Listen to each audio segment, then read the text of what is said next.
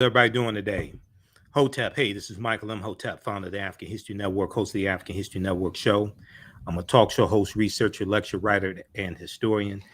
It is Thursday, June 16th, 2022, and we are live. So I want to do a special broadcast today. This is Juneteenth season. We know Juneteenth is this weekend. I was interviewed by three different media outlets on Wednesday, dealing with Juneteenth and the history of Juneteenth, dealing with African American history, politics, etc.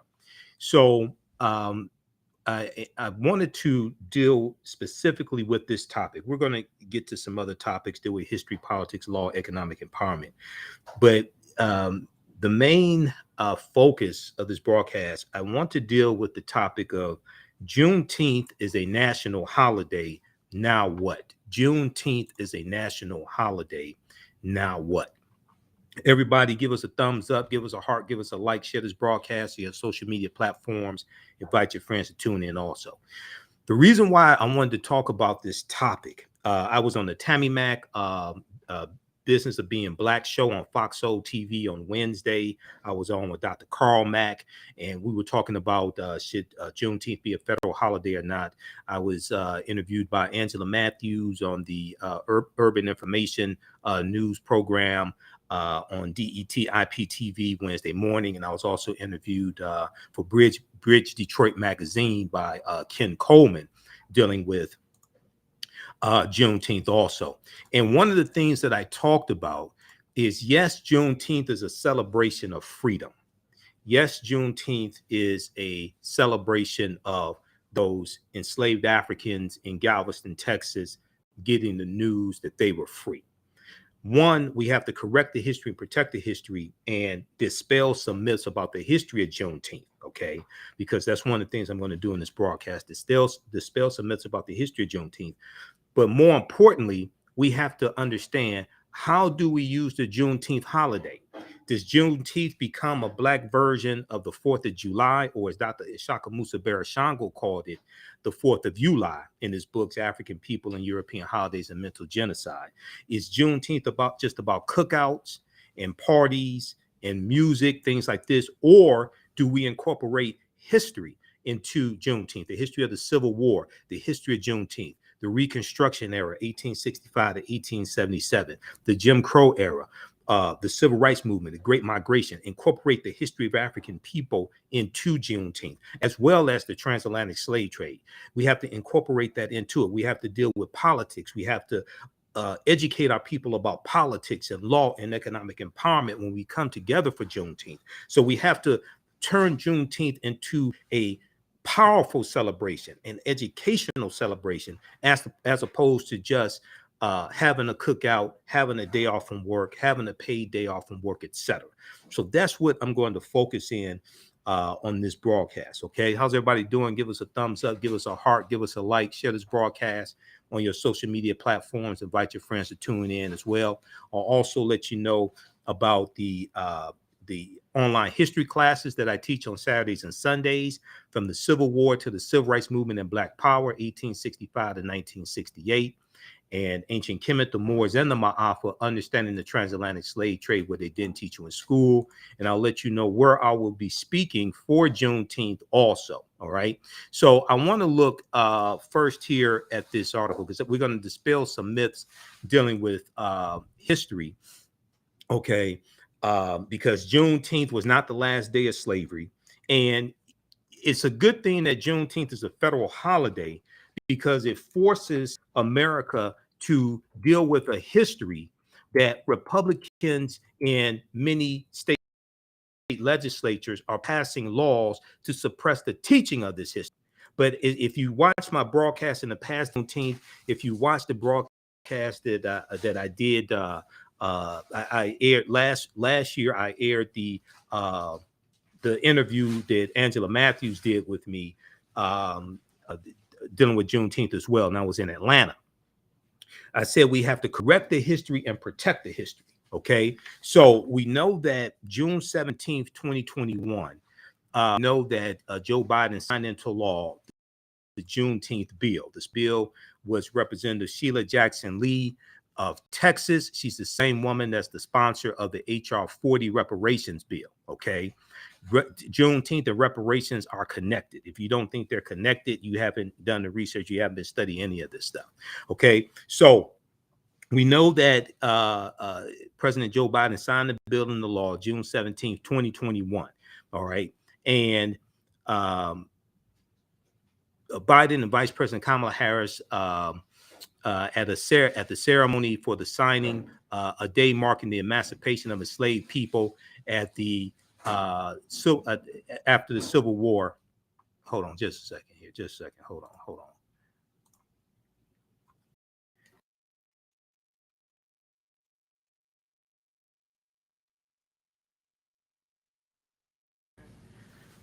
Okay, so at the signing ceremony for the bill, it's a day marking the emancipation of enslaved people after the Civil War, should also compel the nation to work to achieve equality in education and economics and in other areas. It's important for us to go to whitehouse.gov and read about the signing of Juneteenth, read about the bill, read articles like this about what was said there. We have to leverage the Juneteenth holiday and Juneteenth weekend to bring about legislation, to bring about policy, to deal with the racial wealth gap, to deal with reparations, to deal with the health gap and things like this. Okay. Juneteenth can be the launching pad for that. Okay. We shouldn't just be happy. And I'm not saying people are happy, but we shouldn't just settle for a federal holiday. Okay. Folks, the promise of equality is not going to be fulfilled until we become real. It becomes real in our schools and in our main streets and in our neighborhoods, President Joe Biden said at the signing ceremony of the Juneteenth bill. He said it's not going to be fulfilled as long as our sacred right to vote remains under attack. We can't rest until the promise of equality is fulfilled for every one of us. Okay, now, very important that President Joe Biden said here. Okay, then I'm going to get into some of the history of Juneteenth and why some of the history is false and why we have to correct this history. All right. Now, we know Opal Lee, 94-year-old activist from Fort Worth, Texas. We know she led marches to get Juneteenth made into a federal holiday also. So hats off to that sister. CBS News just interviewed her Wednesday morning. That's at CBS News on YouTube. Watch that interview. We're going to talk some about this also on the African History Network show on Sunday, 9 p.m. to 11 p.m. Eastern Standard Time, my Sunday, June 19th show, the African History Network show. Okay, but it talks about here in her, in her own remarks, Vice President Kamala Harris noted that it took more than 2 years after the issuing of the Emancipation Proclamation in 1863, which declared the end of slavery in the United States, for enslaved Black people to actually become free. The emancipation, that's false. This is one of the things I'm talking about. The Emancipation Proclamation did not free the slaves. No, it did not. If you go to archives.gov, which is the Library of the Library of Congress, if you go to archives.gov, or if you go to loc.gov, which is the archives.gov is the U.S. National Archives, and loc.gov is the Library of Congress. Okay, if you go to those, and I'm pulling up the Emancipation Proclamation here at history.com. Okay, if you go to those websites, you can read the Emancipation Proclamation. Last year around this time for Juneteenth, I spent half the time cussing at the TV and reporters on the TV getting this history wrong. This is why, even though Juneteenth being a federal holiday is a good thing if we use it correctly, it is a good thing if we use it correctly. Some of this history we have to correct because it's wrong. It was the 13th Amendment ratified December 6, 1865. When Georgia ratified the 13th Amendment, that's what legally freed the slaves, because you had to amend the U.S. Constitution. The Emancipation Proclamation stated that the slaves in states that were in rebellion Those slaves were freed, okay? But the slaves in the border states like Missouri, Delaware, Kentucky, Maryland, they were still slaves. This is why we have to go read these documents, okay? I'll show you history.com in just a second. I want to stay on this article here from the Washington Post.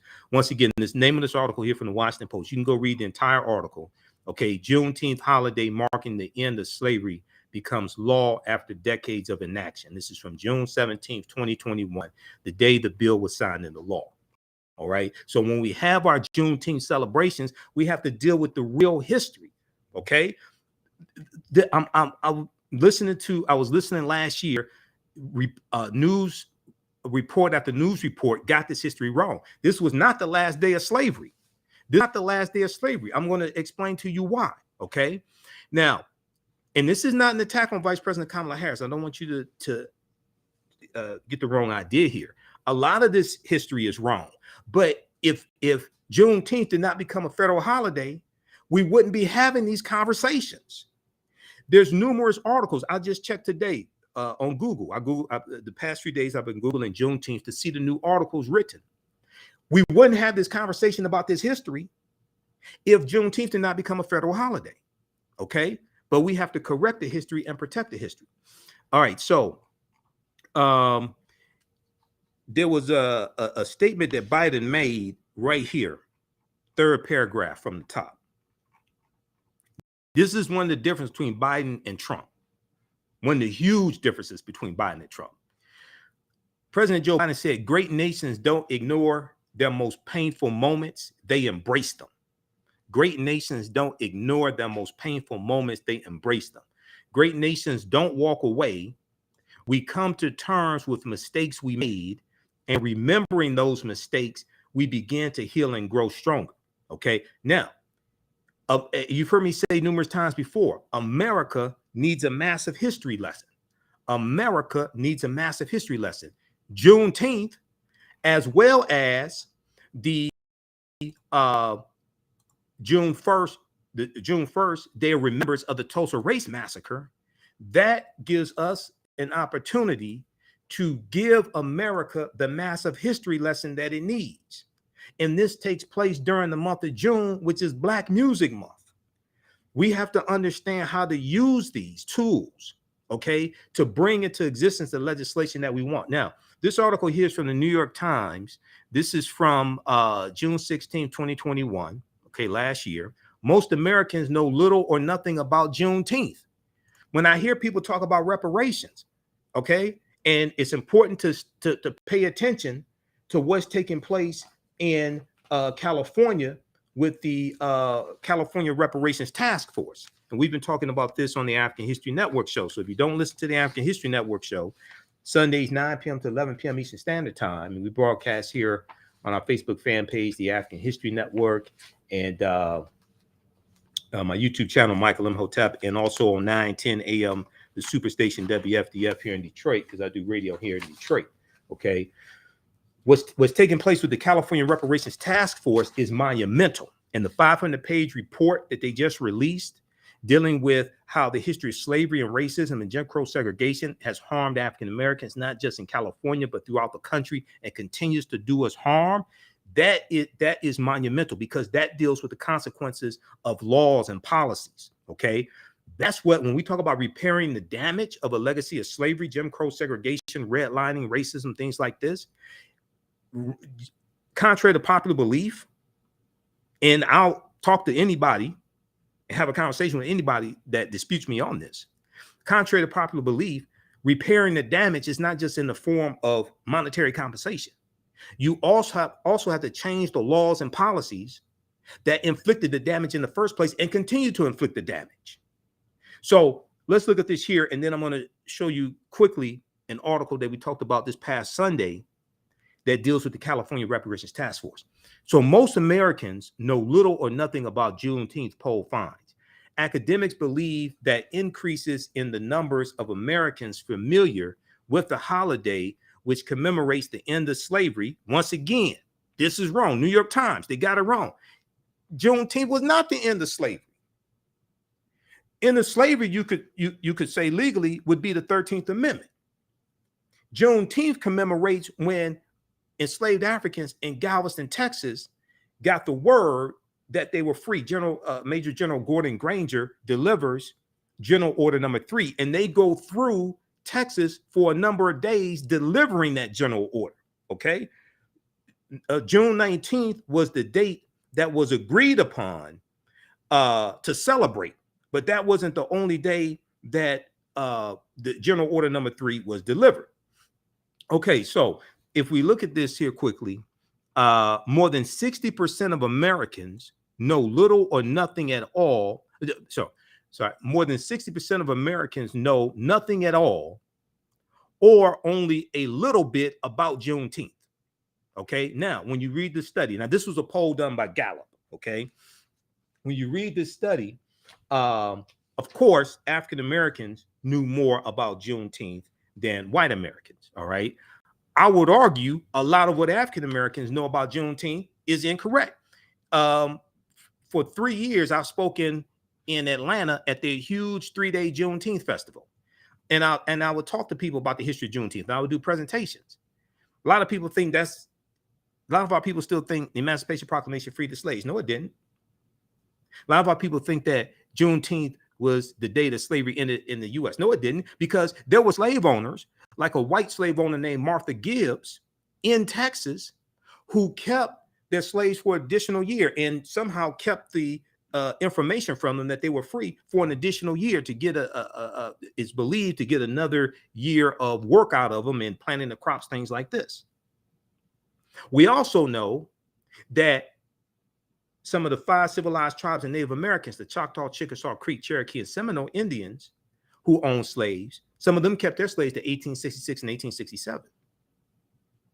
This is why you had the Black Freedmen Indian treaties of 1866. So even though Juneteenth is a day to celebrate, we need to come together on Juneteenth. But we have to deal with history, politics, law, and economics, not just eating ribs and red pop and red velvet cake. Okay, luckily that red velvet cake nonsense was shut down at Walmart. We're going to talk about that as well. Okay, so we have to correct the history and protect the history. So so once again, New York Times got it wrong. The holiday celebrating the end of slavery in the United States. Now, 37%, this was a Gallup poll, a Gallup survey. 37% of respondents who reported having a lot or some knowledge of the holiday may be an increase from previous years, pollsters and academics believe, reflecting growing awareness after last summer's protests. So summer 2021, this article's from 2021, summer 2020, George Floyd, Breonna Taylor, things like this.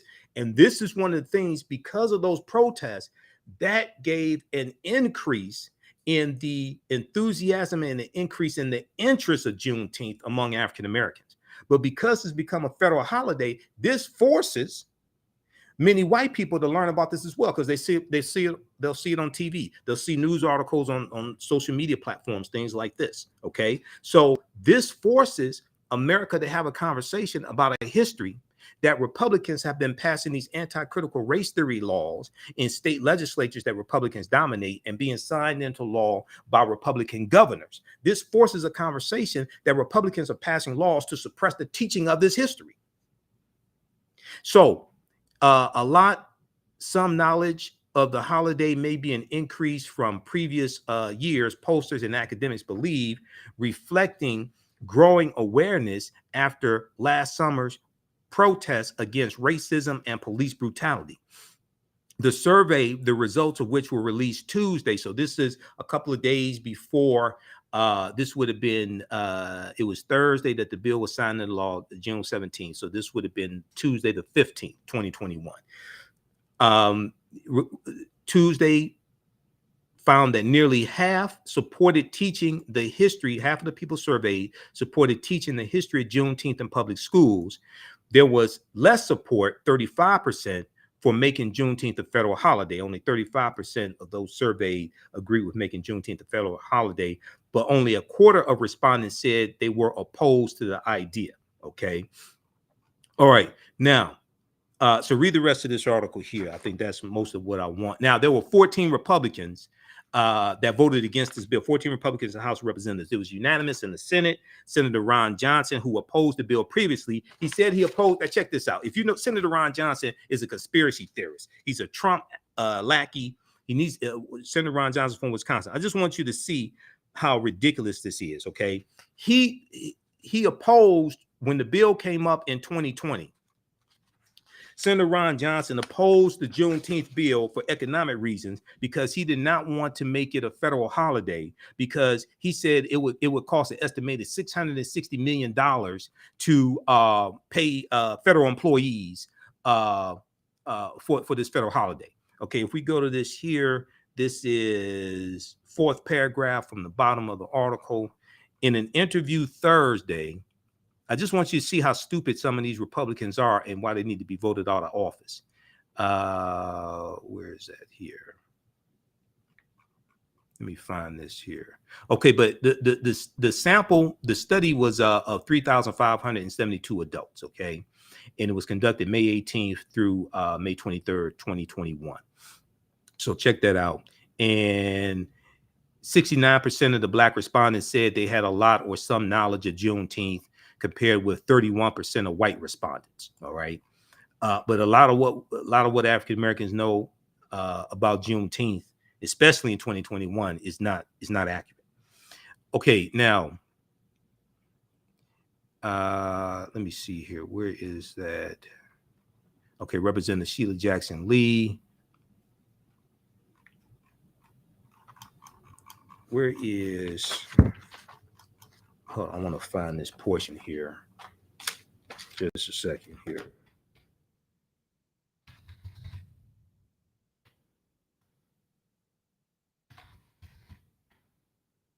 Oh, you know what? I need the article from the Washington Post. Is in this article here from the Washington Post. Okay. Senator Ron Johnson. Let's go to this article here from the Washington Post. Just a second here. Let me flip through these screens. All right. Also, if you like cyber information, you can support the African History Network, $, TheAHNShow through Cash App. $, TheAHNShow through Cash App, also through PayPal, paypal.me/TheAHNShow. Okay, here, hold on.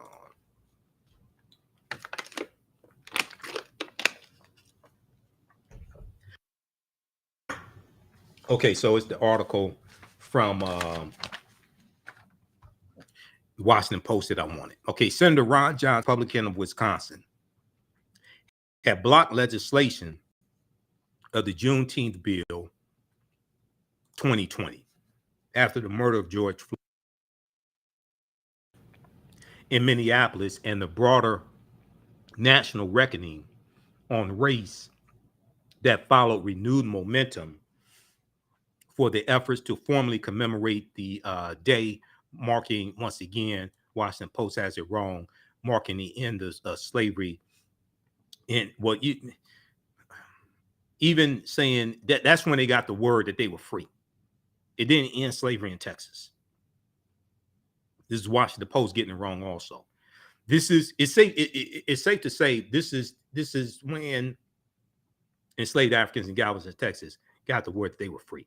And that's the date that was agreed upon, even though it's going to continue days after that. Major General Gordon Granger comes into Galveston, Texas, June 18th, with 2,000 Union troops to take back control of Texas on behalf of the Union and deliver General Order Number 3. There's still going to be slaves that are kept for another year in Texas. Okay, now such popular bills and routine measures are passed without formal floor votes in the Senate, as long as they have the consent of all 100 members of the Senate, which means a single senator could unilaterally hold up the process, which means a single senator could unilaterally hold up the process. But in a surprise, Senator Ron Johnson, who had opposed Juneteenth as a federal holiday for economic reasons, he opposed not because he's a racist. Okay, he is, but not because he's a racist. This is the same guy who, after the January 6th insurrection, said on a radio show, he said he didn't fear the domestic terrorist insurrectionists because they were fellow Americans. He said, but if they had been Black Lives Matter or Antifa, okay, he would have feared them. All right, no, because he's a white supremacist. All right, now, but anyway, he voted for this bill also. All right, but he cited economic reasons in a Thursday, June 17, 2021 interview. Senator Ron Johnson, Republican of Wisconsin, who's up for re-election in 2022, by the way, November 2022. He's up for re-election. He said he objected to the push in 2021, in 2020, because it was sprung on senators with little notice. It was sprung on senators with little notice. And that he opposed granting federal workers another holiday at a cost of hundreds of millions of dollars. This was his argument for voting against Juneteenth in 2020. His office pointed to a 2014 National Public Radio report that said a single federal holiday cost $660 million in payroll and holiday premium pay costs, citing the Office of Budget and Management. This is why he said he voted against the bill. Now, this is an example of how Americans need a massive history lesson. There are only 100 U.S. senators. He voted against making Juneteenth a federal holiday because he didn't want another federal holiday, and he didn't want the federal government to have to pay $660 million. Let's just be honest. He didn't want a national holiday for Black people. He didn't want a national holiday dealing with slavery, things like this. Okay, how do you think he's going to vote on reparations? If a reparations bill comes to the Senate, how do you think he's going to vote on that? This is why America must have a massive history lesson, because your understanding of history influences your politics and who you vote for, and the bills and policies, laws, policies, legislation that you support. Okay, now, so read that article from the Washington Post. Also read the one from New York Times dealing with how most Americans know little or nothing about Juneteenth. Okay, now I want to go to this other article here. We were talking about the Emancipation Proclamation and why it did not free the slaves. Okay, let's look at this quickly here at history.com. Also, I have a 2.5-hour lecture that I did last year dealing with the history of Juneteenth. I'll give you some information about that. That's you can order that at our new website, TheAHNShow.com, TheAHNShow.com. I'll also post some information here dealing with that as well. And we have it on our Facebook fan page, The African History Network, also. So I built a new website, TheAFricanHistoryNetwork.com. It's much easier to navigate, especially on your smartphone. Let me show it to you quickly. I worked on it last week, Thursday, Friday, and Saturday some. So it's TheAfricanHistoryNetwork.com. The old website, AfricanHistoryNetwork.com, is still up, but this is much easier to navigate. And we have a lot of my DVD lectures, things like this, information about the radio show, information about the online classes that I teach. You can register for all that here. But we have the information here. We scroll down. Okay, we have where I'm going to be speaking. We have that here. There's also an upcoming events page, which has where I'm going to be speaking. But these are some of my lectures here. And we have the Juneteenth lecture right here. Click right there. There's the Juneteenth lecture. You can order that. We also have it in digital download format as well. DVD is $10. It's about 2.5 hours. So you can order that right from your smartphone also. All right, now, I want to look at this here dealing with the Emancipation Proclamation. We learned in school the Emancipation Proclamation freed the slaves, but no, it really did not. Now, this is from history.com, the official website of the History Channel. And in my 10-week online class that I teach from the Civil War to the Civil Rights Movement and Black Power, 1865 to 1968, we deal with a lot of this type of history, okay, in that 10-week online class. And that class meets on Sundays, normally 2 p.m. to 4 p.m. Eastern Standard Time. But we have a special session that we're doing Sunday, 7 p.m. Eastern Standard Time. So as soon as you register for the class, you can watch the archive sessions that we have. You can join us in class on Sunday, June 19th, 7 p.m. Eastern Standard Time. Okay, so here they talk about the preliminary Emancipation Proclamation, which was September 22nd, 1862. It was a military strategy. It was an ultimatum to the territories in rebellion and the Confederacy that if they did not come back into the Union by January 1st, 1863, that their slaves would be free. Okay, Lincoln did not actually free all of the approximately 4 million men, women, and children held in slavery in the United States when he signed the Emancipation Proclamation the following January 1st, 1863. The document only applied to enslaved people in the Confederacy and not to those in the border states that remained loyal to the Union: Missouri, Kentucky, Delaware, Maryland. They were still slaves. But although it was presented chiefly as a military measure, the proclamation marked a crucial shift in Lincoln's views on slavery. You can read more about that. It also leads to the July 1863 New York City draft riot, which was a bloody draft riot where enraged poor white men, poor white immigrants, Irish and German immigrants especially, who could not pay the $300 to avoid being drafted to fight in the Civil War. They went on a rampage attacking federal buildings, similar to what they did January 6, 2021. They were attacking African Americans, killing them, things like this, attacking white women married to African American men, etc. All right. Read the rest of this here dealing with the Emancipation Proclamation. Okay. It did not free the enslaved Africans. It's going to be the 13th Amendment, ratified December 6, 1865, when Georgia ratifies the 13th Amendment, that's going to legally free the slaves and amend the U.S. Constitution, okay, and legally free the slaves all throughout the United States, even though you're still going to have some Native American nations, those 5 civilized tribes of Native Americans. Some of them are still going to keep their slaves until 1866, 1867. All right, now, so let's look at this here. If we look at, is one piece here that I want to, well, let me show you this here. I'm going to go to the slide presentation here. Let's pull this up.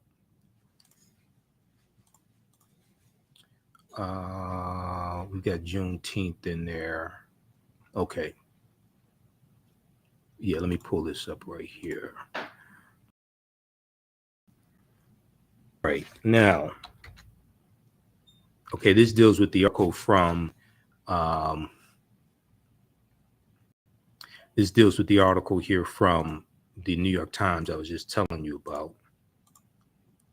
And then if we look at our slide here on dealing with some of the history of Juneteenth, let's go to that. That is slide number 32. All right.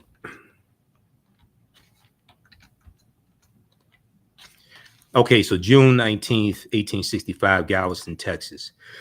General Order Number 3, delivered by Major General Gordon Granger. He was backed up by about 2,000 Union troops. They come into Galveston, Texas, in general, June 18th, land on the beach there.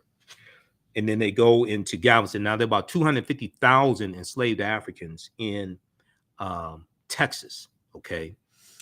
General Order Number 3 read in part, the people of Texas are informed that in accordance with a proclamation from the executive of the United States, all slaves are free. This involves an absolute equality of personal rights and property rights between former masters and slaves, and the connection heretofore existing between them becomes that between employer and hired labor, The freedmen are advised to remain quietly at their present homes and work for wages.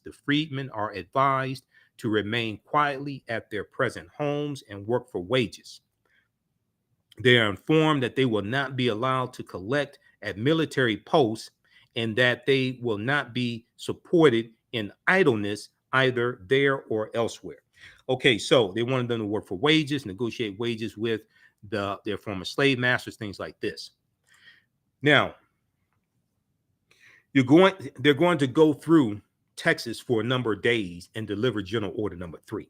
Okay, once again, June 19th was the date that was agreed upon to celebrate and commemorate Juneteenth. That wasn't the only day that General Order number 3 was delivered, and the other slaves did not get the word either. Okay, so we have to keep that in mind. But it's good to celebrate on June 19th. That's fine. All right, it's good to celebrate, but we have to deal with the real history and deal with history, politics, law, and economic empowerment. If we look here briefly, I want to go to an article here from history.com that I cited, because when I did my lecture last year, I have about 4 pages of notes dealing with the history of Juneteenth that I've put together from different sources. But I want to look at this article here quickly. What is Juneteenth? And if you go and look, I encourage everybody to Google Juneteenth, read some of the articles, and see how they have incorrect information, incorrect historical information in those articles, saying it was the day slavery ended in the U.S., saying it was the day all slaves were freed in Texas. All that's false. Okay, so what is Juneteenth? Once again, how's everybody doing? Share this broadcasting on social media platforms. Invite your friends to tune in. I'm Michael Imhotep, founder of the African History Network, host of the African History Network show. We're dealing with our main topic. Juneteenth is a federal holiday. Now what? Juneteenth is a federal holiday. Now what? So Juneteenth commemorates the effective end of slavery in the United States. That's wrong also. So Juneteenth, short for June 19th, marks the day when federal troops arrived in Galveston, Texas in 1865 to take control of the state of Texas and ensure that all enslaved people be freed. Okay, that's pretty accurate. That was the intention. And they were taking back control of Texas. Texas was part of the Confederacy. Now, it's important for people to note, right? Texas was more removed from battles in the Civil War than other surrounding Confederate states. And you had some slave owners who fled surrounding southern states and went into Texas and took their slaves with them for refuge, to get away from the Union troops, to get away from the battles of the Civil War. So Texas became a safe haven, so to speak, for a lot of slave owners who wanted to keep their slaves. Okay, so Galveston, Texas in 1865 to take control of, and I want to look for my notes here, to take control of the state of Texas and ensure that all enslaved people be free. Now, the troops' arrival came 2 full years after President Lincoln signed the Emancipation Proclamation, which was an executive order. That's true.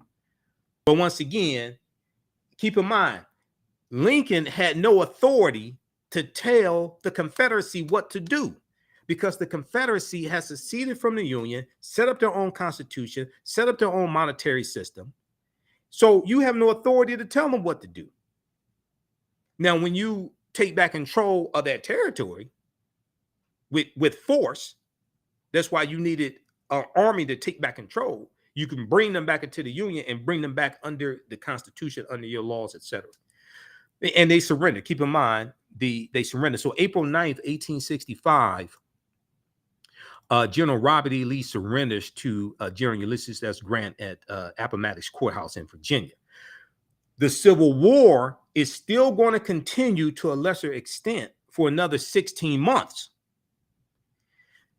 People look at April 9th, 1865 as the effective end of the Civil War, but it's going to continue for another 18 months. The reason why, about another 16 months, it officially ends August 1866.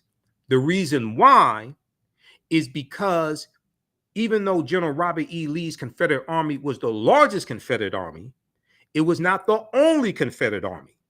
There were other smaller Confederate armies okay, that still had to they still had to surrender, in terms of surrender had to be negotiated with them.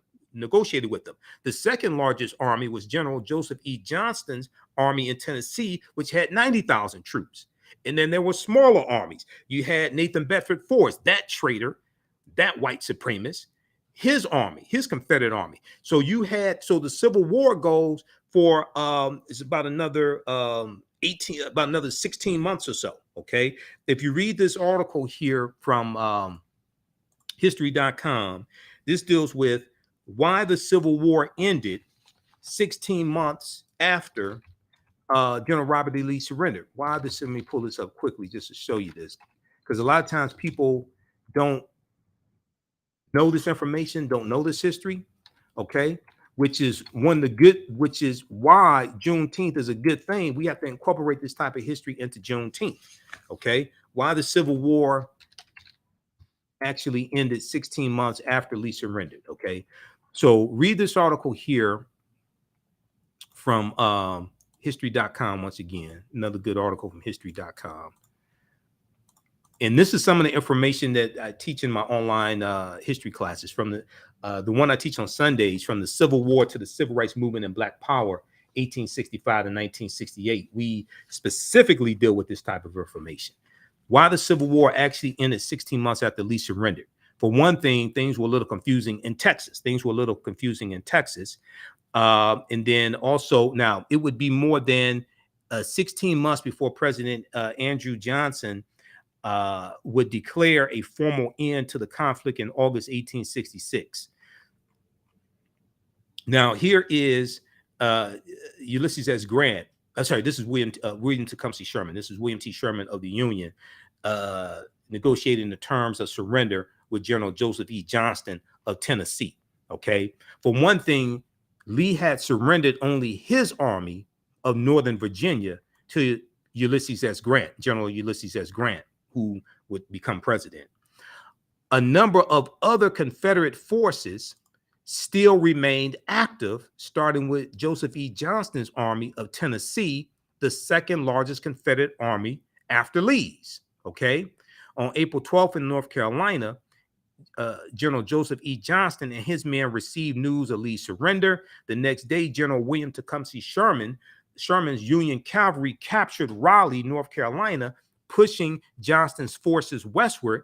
Under relentless pressure from General Sherman, Johnston reached out to discuss peace terms. After the newly sworn in president, Andrew Johnson, who was from Tennessee, who was actually a Democrat from Tennessee, the Republicans brought him onto the ticket to balance out the ticket, and they're trying to keep a civil war from exploding.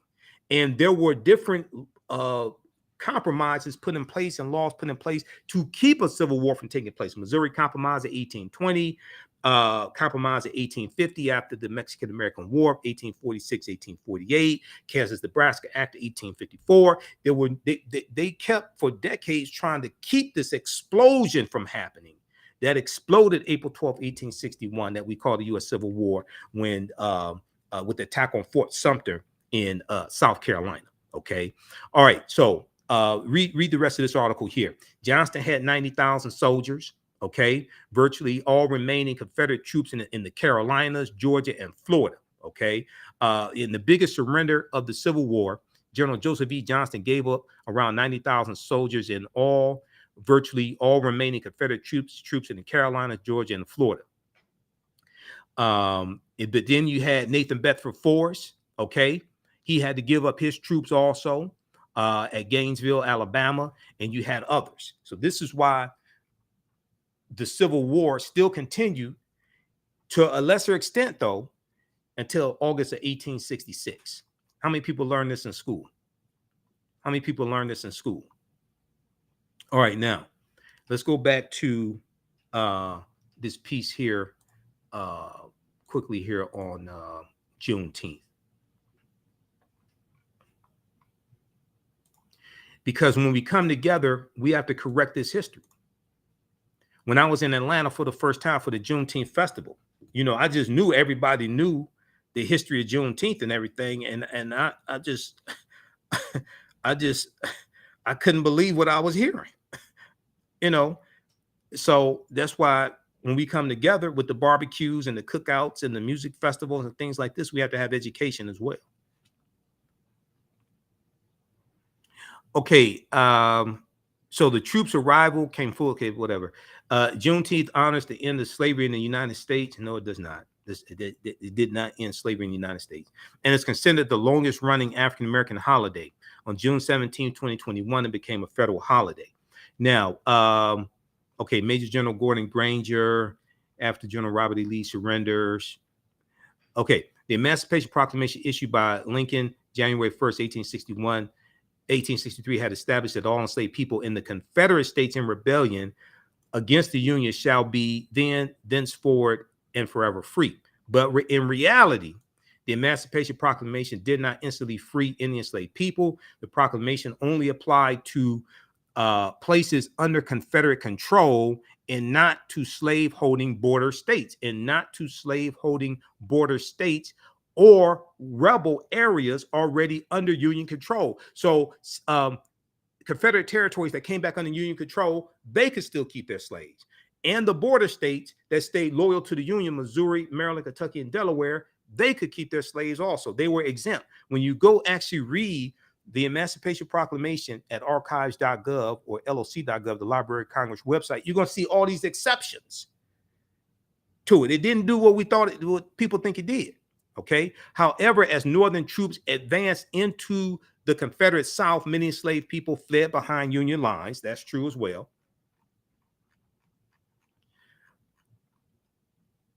Okay. So read the rest of this here. In Texas, slavery had continued as the state experienced no large-scale fighting or significant presence of Union troops.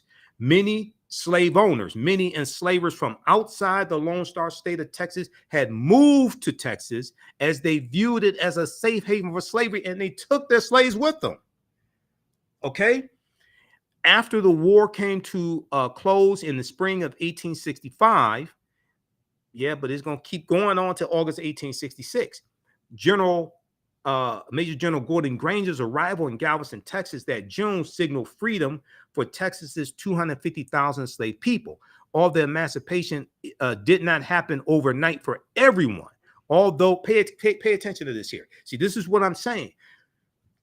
It didn't end slavery in Texas. We can celebrate that day when they got the news, and they had celebrations that they were free. I mean, some of y'all celebrate when you get divorced. Some of y'all celebrate when Friday comes and you leave work and don't have to go back to Monday. Think about being an enslaved African in Texas and you find out you're free. Hell yeah, they celebrated. I ain't mad at them. Although emancipation did not happen overnight for everyone, in some cases, enslavers withheld the information until after harvest season. Celebrations broke out among newly freed Black people, and Juneteenth was born. I've read some of the slave narratives. I don't blame them for celebrating. Absolutely. Now, that December, slavery in America was formally abolished with the adoption of the 13th Amendment when Georgia ratified the 13th Amendment December 6, 1865. That the following year, the year following 1865, freedmen in Texas organized the first of what became the annual celebration of Jubilee Day on June 19th. In the ensuing decades, Juneteenth commemorations feature music, barbecues, prayer services, and other activities. And as African Americans migrated from Texas to other parts of the country, the Juneteenth tradition spread. The Great Migration, 1915 to 1970, 6 million African Americans migrate out of the South and up north. Okay, migrate out of the South and up north. And it totally changes this country, but they take their traditions with them.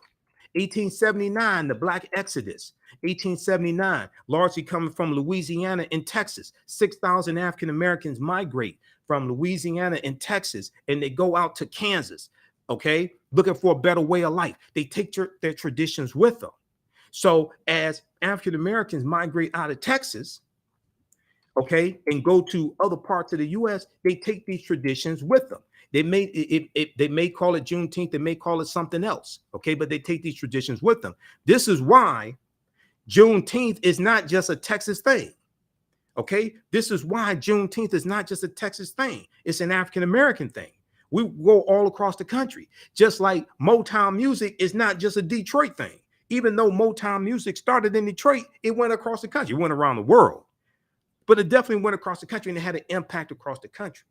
So African Americans across the African Americans across the country should definitely celebrate Juneteenth, but we have to correct the history and protect the history. And we have to incorporate history, politics, economic empowerment, and law into this, and use Juneteenth as coming together, not just as a time for celebration and having fun and things like this. That's cool. I understand that. But we have to use this as a time when we come together to educate our people as well, especially politically, economically. We should, that weekend, we should focus as much as possible supporting African-American owned businesses. When I go to the Juneteenth, the 3-day Juneteenth parade and festival, the parade and music festival in Atlanta that Bob Johnson puts on, not Bob Johnson from BET, but another Bob Johnson. There's at least 100 Black vendors there.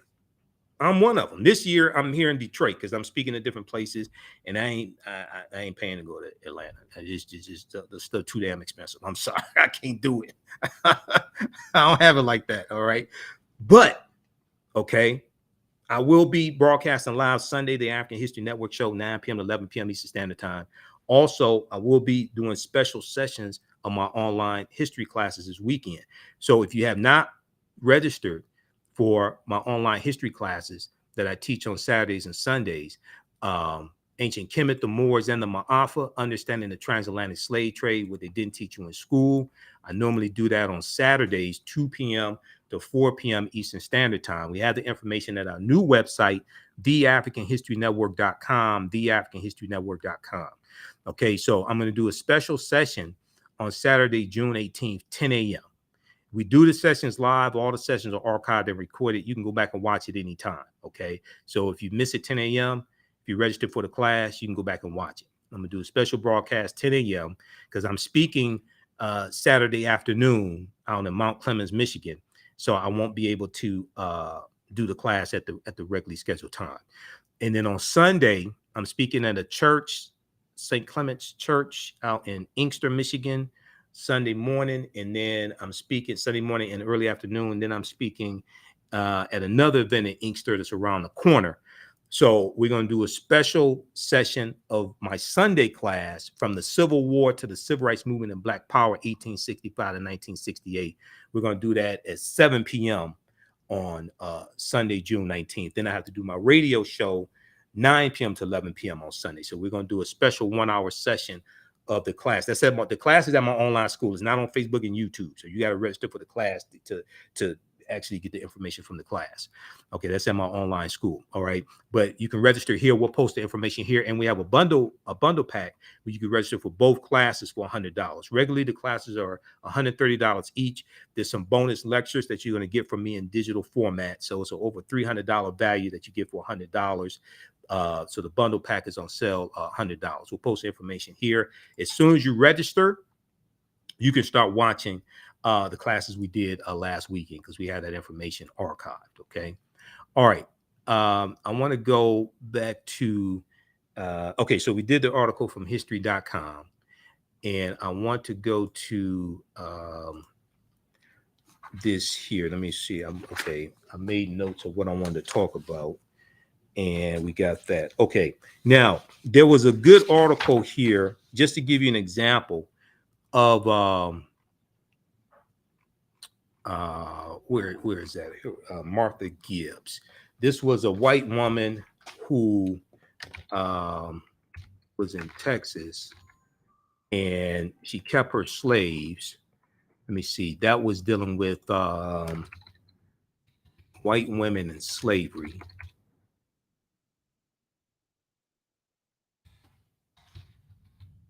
I've talked about this before. The research from Professor Stephanie E. Jones Rogers deals with how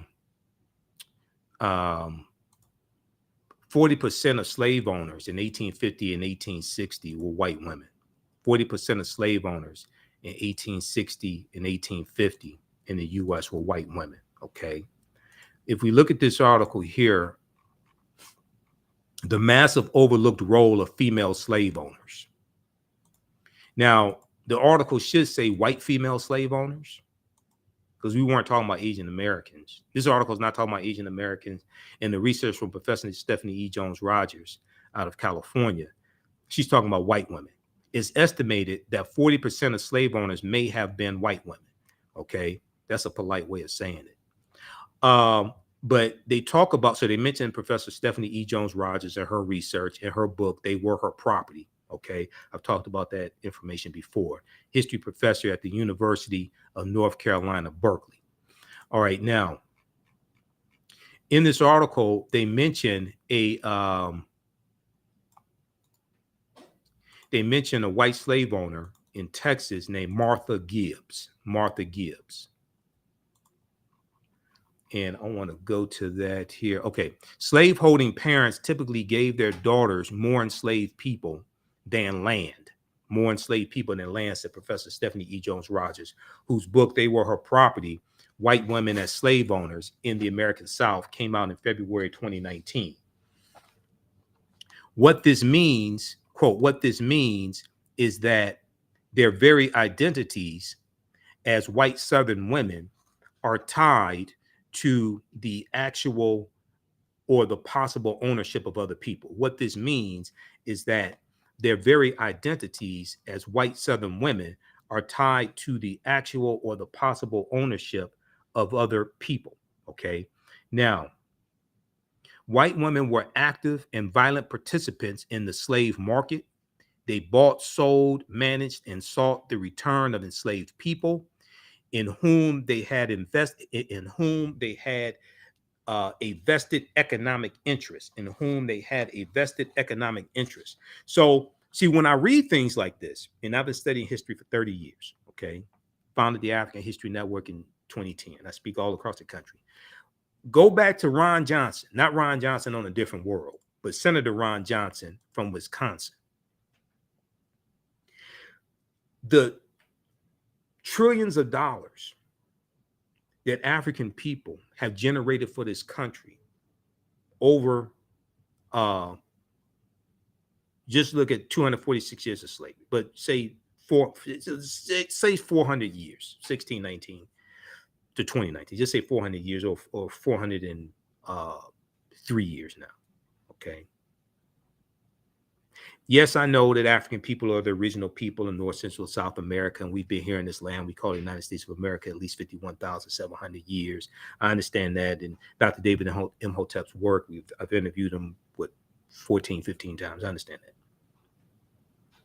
But when I hear people like Senator Ron Johnson say that he didn't want the federal government to pay $660 million for another paid federal holiday in overtime, that's just ridiculous. After all that African people have done for this country, that's just ridiculous. But this is why America must have a massive history lesson to understand what African Americans have contributed to this country. And when we talk about repairing the damage of slavery and racism, Jim Crow segregation, things like this, it's not just 246 years of slavery. What happened after slavery ended, and the laws and policies put in place that continue to maldistribute wealth, power, and resources. This is why the 500-page study that the California Reparations Task Force put out is so monumental. It came out June 1st, 2022.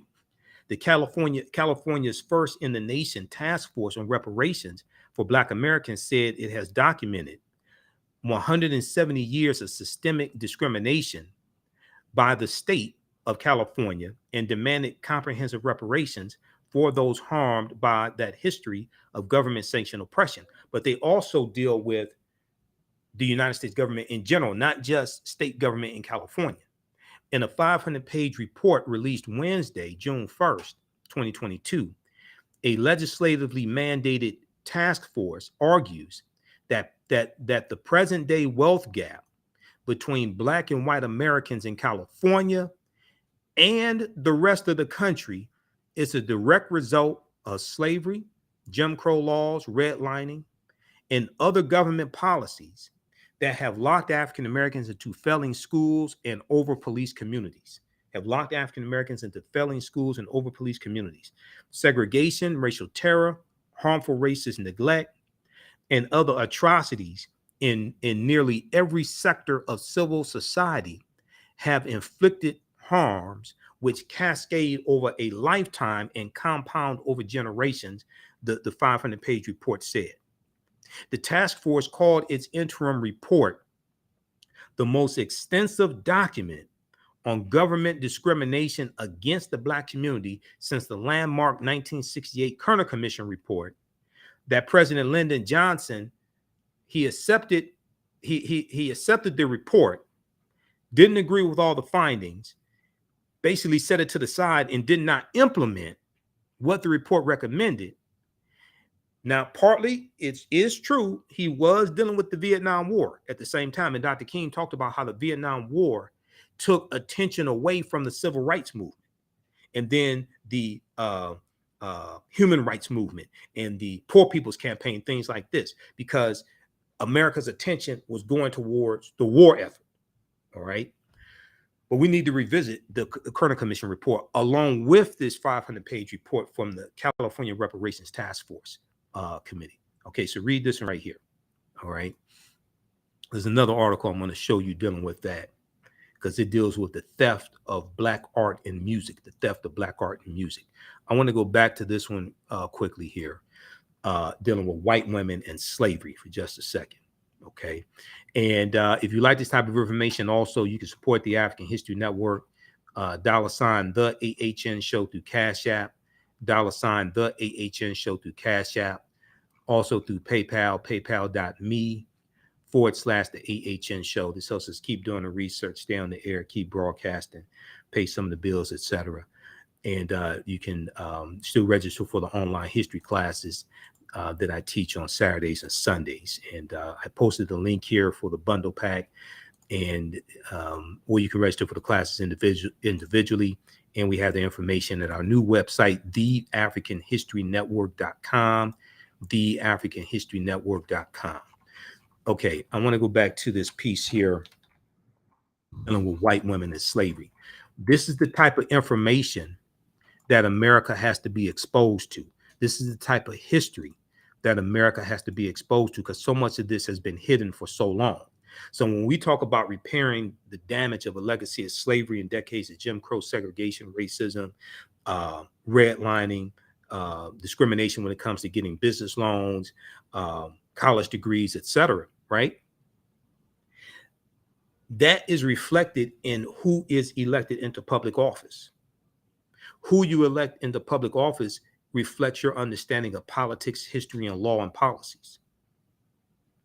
So 62% of Americans knew very little or nothing about Juneteenth in June of 2021. Okay. What other history don't they know about? What other history don't they know about? Americans are very ignorant of history. Americans are very ignorant of when it comes of what's in the U.S. Constitution also. If we look at this article that I cite oftentimes, when I say ignorant, I'm not saying stupid. They're different. Some of them are stupid. We saw them storm the U.S. Capitol building January 6, 2021, said the president invited us. The president has no control over the U.S. Capitol. That's not his house. He can invite you to the White House. He can't invite you to the U.S. Capitol building. You're on your own, player. You trespass and y'all being prosecuted. You're on your own. The president, and notice, Donald Trump did not give a single one of those domestic terrorists, insurrectionists, a presidential pardon because he didn't care about them. You got used by a pimp. That's what happened. You got used by a white supremacist political pimp. That's what happened. And some of them still haven't figured it out, but they're going to learn. As Trick Daddy said, you're going to learn. Okay. You're going to, I said, they're going to learn. I'm telling you. This is piece here I want to go to. This was a study that came out, I think it was 2018. The U.S. lost $16 trillion from the economy because of racism. over not over 246 years, but over 20 years. Okay. This was September 2020, 2020, I should say, not 2018, 2020. This gives you an example of what I'm talking about. So this is why when I was on the Tammy Mack show on Fox Soul TV on Wednesday, June 15th, and we were talking about Juneteenth and Juneteenth being a federal holiday and should it be a federal holiday.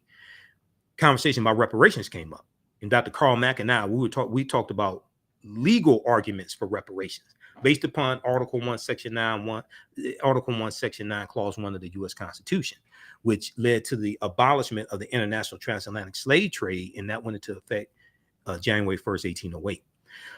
If we look at this here quickly, America could have been $16 trillion richer if not for inequities in education, housing, wages, business investments between Black and white Americans, over the past 20 years, new research concludes, okay? Not 400 years, not 246 years, not 157 years after chattel slavery ended, but just over 20 years, the year 2000 to 2020. America could have been $16 trillion richer if not for inequities in education, housing, wages, and business investment between Black and white Americans over 20 years, new research concludes. And I may zoom in on this. Can you all see this okay? All right. That looks pretty good.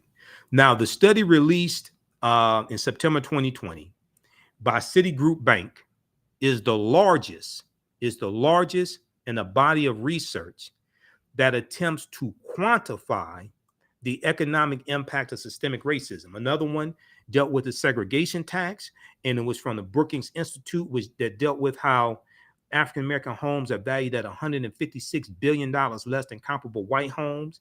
The average African-American home is valued at $48,000 less than a comparable white home, which then impacts generational wealth and the racial wealth gap. Okay, and that partly deals with housing appraisals as well, the discrimination when it comes to housing appraisals. Citigroup arrived at a $16 trillion figure after estimating that Black workers have lost $113 billion in potential wages over the past 2 decades because they could not get a college degree. 2, the housing market lost $218 billion in sales because Black applicants could not get home loans. 3, about $13 trillion in business revenue never flowed into the economy because African-American entrepreneurs could not access bank loans. So you're dealing with racism all throughout society, okay, which has cost the U.S. economy $16 trillion. It didn't just hurt African-Americans. It hurt everybody. The brunt of the racism was directed towards African-Americans, but it negatively impacted everybody. Now, the study goes on to say the U.S. could have $5 trillion in gross domestic product over the next 5 years if those gaps and others were closed today, the study indicated. If those gaps and others were closed today, the study indicated. Closing those gaps is based upon changing the laws and policies, repairing the damage of a legacy of slavery and Jim Crow segregation and racism, and the laws and policies that were put in place that continue to inflict this harm, which is what the California Reparations Task Force 500-page report documents. All this is connected, but it's related to who you elect in the public office and who others elect in the public office, which is based upon their level of understanding of politics, law, and history. This is why America must have a massive history lesson. And we can use Juneteenth and the race in the June 1st commemoration of the Tulsa Race Massacre, which a lot of people did not know about across the country. You know, more African Americans knew about it, but a lot of people across the country did not know about the Tulsa Race Massacre. Let's go back quickly to this article here dealing with the massive overlooked role of white women when it came to owning slaves. So they bought, sold, and sought the return of enslaved people in whom they vested economic interest. Owning a large number of enslaved people made a white woman a better marriage prospect. They said a woman. They should say, be specific, say a white woman. Owning a large number of enslaved people made a white woman a better marriage prospect. Once married, white women fought in courts to preserve their legal ownership over enslaved people as opposed to their husband's ownership, and often won. Quote, for them, slavery was their freedom, said Professor Stephanie E. Jones Rogers in her book, They Were Her Property. For them, for white women, slavery was their freedom. Now, there's a segment I want to go, there's a portion here I want to go to that deals with, I need to find this here. As adults, white women often tore black women away from their babies so they could nurse the white mistress baby. To this end, white women placed thousands of advertisements in newspapers looking for enslaved wet nurses to breastfeed their own children, and created a huge market for enslaved black women who had recently given birth. Why did these white women want black women to nurse their children? One white woman complained, quote, she felt like continuously having children and continuously nursing her children made her a slave to her children. That's an actual quote Professor Stephanie E. Jones Rogers said. Let me see here.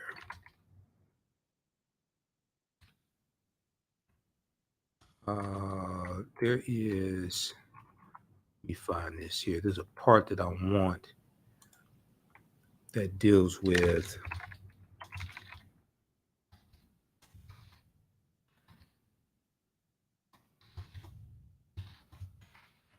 white women slave owners.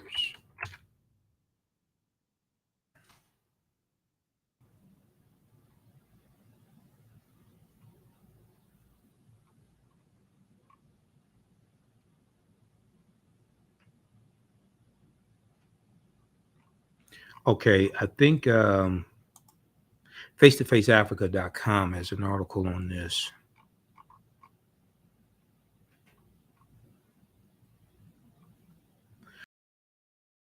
Yeah, because they cite the work from Professor Stephanie. This is an article here that I saw, because I cited this in my notes when I put together my presentation on Juneteenth for last year. I have a printed copy of it here. I'm going to start writing articles again, since I don't have to do the African History Network show 6 days a week. They do it on Sundays. So I'm going to start. Can I get past this ad? I'm going to start writing some articles. Yeah. So if we look here, close out some of these ads. Face-to-faceafrica.com. Let's look at this article here. This deals with 3 unforgivable ways. Hold on. 3 unforgivable ways white women profited from slavery. This is from February 21st, 2019. And they cite Stephanie E. Jones Rogers' research here in the article. Okay, I can't close that ad out. They mention Martha Gibbs here,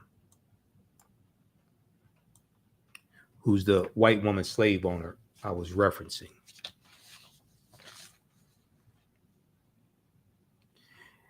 Women, upon the death of their husbands, inherited more slaves than land. Thus, enslaved people usually became their primary source of wealth. Professor Stephanie E. Jones Rogers writes that white women took an active part in the slave market, profited from it, and used it for economic and social empowerment, as evidenced by a female slaveholder named Martha Gibbs. Okay. Now, the sawmill owner in Mississippi that Martha Gibbs, then a sawmill owner in Mississippi, Martha Gibbs owned a large number of slaves and was in charge of their daily management. When the Confederates surrendered, Martha Gibbs led some of her enslaved workers to Texas at gunpoint and forced them to work for her until 1866.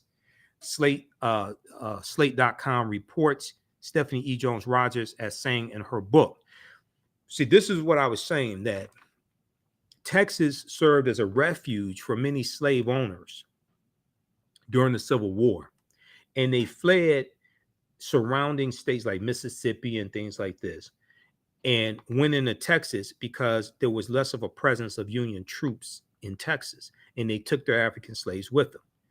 She kept them and Martha Gibbs kept them enslaved till 1866. That's after Juneteenth, June 19th, 1865. She kept them enslaved to 1866. Now, most of the white women showed independence in their handling of their enslaved workers, often calling off the bluff of their husbands. When their husbands passed away, they still made wealth by their continuous control of the enslaved Africans who would continue to work for them. All right. Okay, so read the rest of this article here. 3 unforgivable ways white women profited from slavery. And they cite the piece from slate.com also. All right, now, let me close this out. Okay.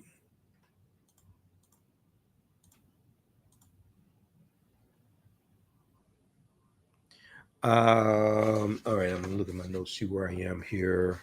Just a second. How y'all like this type of information? Give me a thumbs up, give me a heart, give us a like. So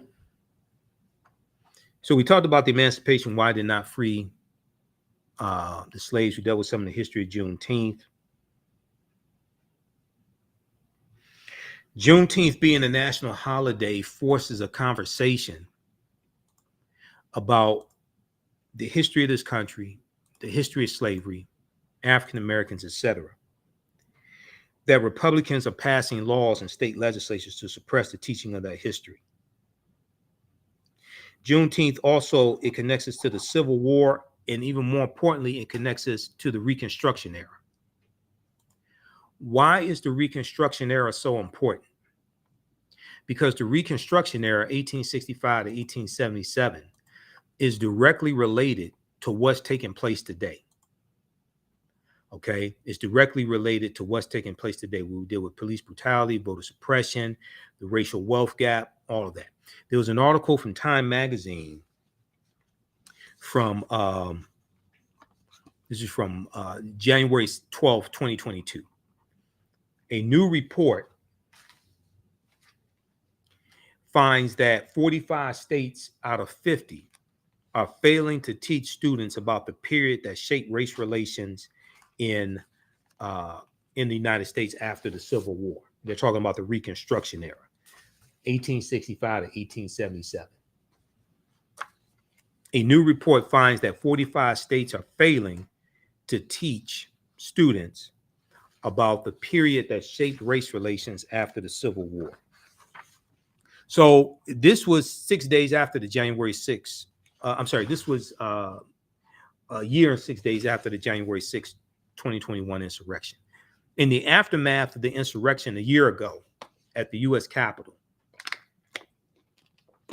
many leading historians drew parallels between the violence that we saw January 6, 2021, and the Reconstruction Era, the period of political revolution directly following the American Civil War, because it's going to be political violence that helps to bring about an end to Reconstruction. Quote, now this is Eric Foner, who's an award-winning historian, Pulitzer Prize-winning historian. He said, the events we saw reminded me very much of the Reconstruction Era and the overthrow of Reconstruction, the Reconstruction era and the overthrow of Reconstruction, which was often accompanied or accomplished, I should say, by violent assaults on elected officials, similar to what you saw January 6th. Okay? They were looking for Nancy Pelosi. They were looking for Chuck Schumer, Nadler, Mike Pence, and others. Alexandria Ocasio-Cortez, any African-American elected official they could have gotten their hands on, they probably would have killed. Okay? Let's just be honest. It just came out that the Proud Boys said that they had gotten their hands on Mike Pence. It would not have been a good day for him. Eric Foner is the author of Reconstruction, America's Unfinished Revolution, 1863-1877. He said this in an interview with the New Yorker magazine published a week after the January 6, 2021 insurrection. Now,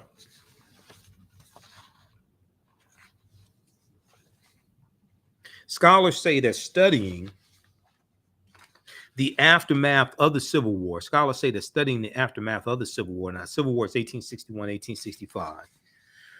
Reconstruction is 1865, 1877. Then you have to study the Jim Crow era, okay, which comes after Reconstruction and leads us to the Great Migration of 1915, 1970, and World War I, 1914, 1918, World War II, 1939, 1945. The Civil Rights Movement, starting with Brown versus Board of Education, 1954. So we see how all these historical events are connected. Scholars say studying the aftermath of the Civil War can help put in context many of the most seminal events in the U.S. in recent years, okay? From the brutal murder of George Floyd by police in Minneapolis, Minnesota in 2020, to the voter suppression laws enacted after African Americans played a big role in helping Joe Biden and Vice President Kamala Harris helped them become president and vice president in 2020. But keep in mind, January 6th insurrection, that was the day after the January 5th special runoff elections in Georgia. And the two Democrats beat the two Republicans. And Reverend Raphael Warnock became the first African-American U.S. senator from the great state of Georgia that passed a law in 1963 to keep African-Americans from winning statewide elections. That was the 1963 law championed by Denmark Groover, who was a member of the state legislature. He was a white supremacist segregationist Democrat. He was a member of the state legislature in Georgia, and he championed the statewide elections law that stated that if no candidate got more than 50% of the vote, you had to have a runoff election between the two top vote getters. Okay. This was specifically designed to help to keep African Americans from gaining statewide power, governor, U.S. senator, things like this. All right. The reason why is because if all the African Americans voters, if they put their votes, their support behind one African American candidate, okay, and that person won, then this gave white people a do-over. So the white candidate could come in the general election, and all the white voters could put their votes behind one white candidate, regardless of political affiliation. They could put all their votes behind one white candidate to defeat the African American candidate, because there was more white people in Georgia than African Americans, especially who could vote. So when Senator Raphael Warnock became the U.S. Senator from Georgia, he beat the system. That was never supposed to happen. This infuriated a lot of white people. A lot of them stormed the U.S. Capitol. A lot of those domestic terrorists incited by Donald Trump stormed the U.S. Capitol. And John Ossoff, who's the first Jewish American, I think he was the first Jewish American senator from Georgia. He won Democrat as well. They beat the two Republicans, Kelly Loeffler and David Perdue. And what's really crazy is that Raphael Warnock beat Kelly Loeffler in the primary. So then he had to run against her again in the general election. He beat her again, but that's because of the law by Denmark Groover, 1963. Research that. 11alive.com has an article dealing with that history. Okay, and why there's special runoff elections in Georgia and some of these other southern states, many of them former Confederate states. This is why all this history is connected. This is why all this history is directly impacting what's happening today. The Civil War, the January 6th insurrection, is a continuation of the Civil War and Reconstruction and the political violence that brought about an end to Reconstruction. That is, their descendants attacked the U.S. Capitol January 6th. Okay. Let's continue here. Okay, so I want to look quickly here at this article from Time Magazine. All right, now, many students, but despite the timeliness of the era in today's climate, many students in American schools will not get a full education of Reconstruction until they get into college. Many of them are not going to go to college. Many of them are not going to go to college. So where are they going to get the lesson on Reconstruction from? And a lot of them keep voting for these Republicans that screw them over and vote against their own interests, because they want to focus on keeping resources and benefits away from African Americans. So they'll keep voting for Republicans that keep screwing them over, especially in these former Confederate states. There's a reason why these former Confederate states are red states, a Republican-dominated state. That's a legacy of the Civil War, which was an insurrection, and they seceded from the Union to set up their own government to maintain slavery, because they said slavery was essential to their way of life and their wealth. In social studies standards for 45 out of 50 states and the District of Columbia, discussion on Reconstruction is partial or non-existent. So what do you think these people know about Juneteenth? Discussion of Reconstruction is partial or non-existent, according to historians who reviewed how the period is discussed in K through 12 social studies standards for public schools nationwide. In a report produced by the education nonprofit, the Zen Education Project, which has a ton of information there, the study's authors say they are concerned that American children will grow up to be uninformed about a critical period of history that helps explain why full racial equality remains unfulfilled today. What's taking place right now is directly related to the Reconstruction era. Let me repeat this. The Zen Education Project's the study's authors say they are concerned that American children will grow up to be uninformed. We could put in brackets there, uninformed like their parents. Uninformed like their parents about a critical period of history that helps explain why full racial equality remains unfulfilled today. Because ignorant people keep voting for the wrong people to put in political office. That's why all of this is related. Okay, so read this piece here from Time Magazine, okay? A new report finds that 45 states are failing to teach students about the period that shaped race relations after the Civil War. That's why Juneteenth is so important. It's dealing with that period of time. One, it's the only federal holiday that deals with slavery and even acknowledges slavery. Two, it deals with that critical period of history. This is why when we come together for Juneteenth celebrations, we have to deal with history, politics, law, and economic empowerment. All of that is connected. Okay, now I want to go to, because I made some notes here, and the notes that I put together are based upon the conversations that we had in the media interviews, the 3 interviews in different outlets that were done with me on Wednesday. The Tammy Mack show on Fox Soul TV, The Business of Being Black. urban interests or urban interests on Urban Information Network, Angela Matthews, and then the interview that Ken Coleman did with me for Bridge Detroit magazine. And these were some of the things that came up. Okay, and that's why I titled this broadcast, Juneteenth is a federal holiday. Now what? How do we utilize Juneteenth to get these bills passed, to get what it is that we say that we want? Juneteenth can be a launching pad for that. What you do for yourself, what you do to yourself, and what you allow other people to do to you and get away with is based upon what you think about yourself. What you think about yourself is based upon what you have been taught about yourself.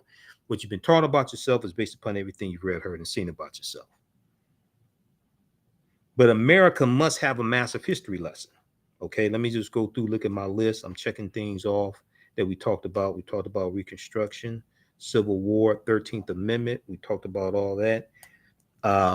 This article here, I said there was another one I was going to show you dealing with the California Reparations Task Force.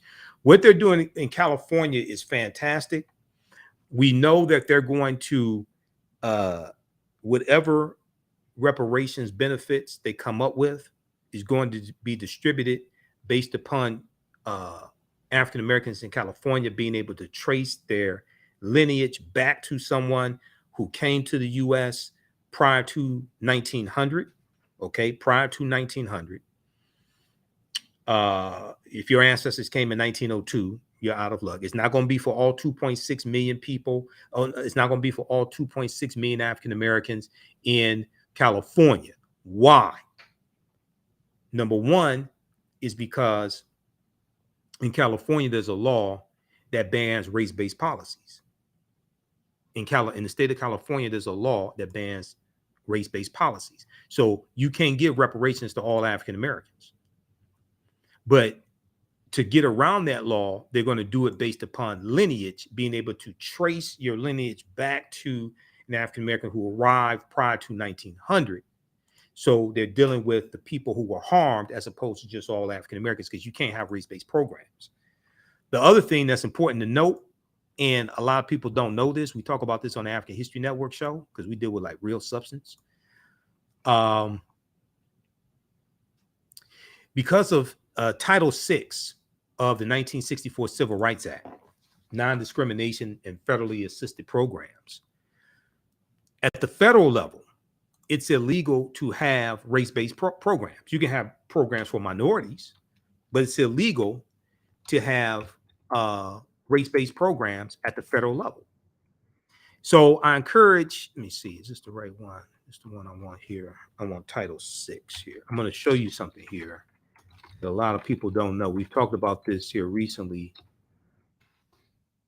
on the African History Network show. I want Title VI. I'm on section 601, Title VI. Okay, right here. Everybody should read the 1964 Civil Rights Act, federal law.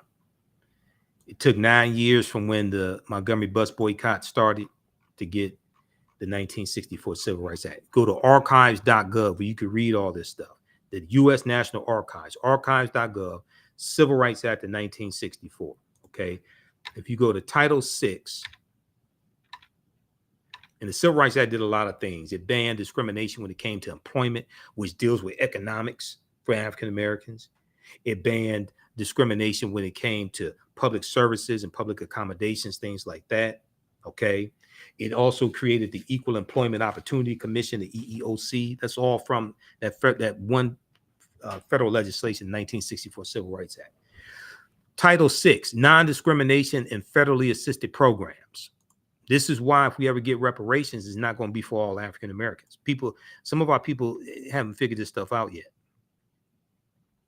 Section 601, no person in the United States shall, on the ground of race, color, or national origin, be excluded from participation in, be denied the benefits of, or be subjected to discrimination under any program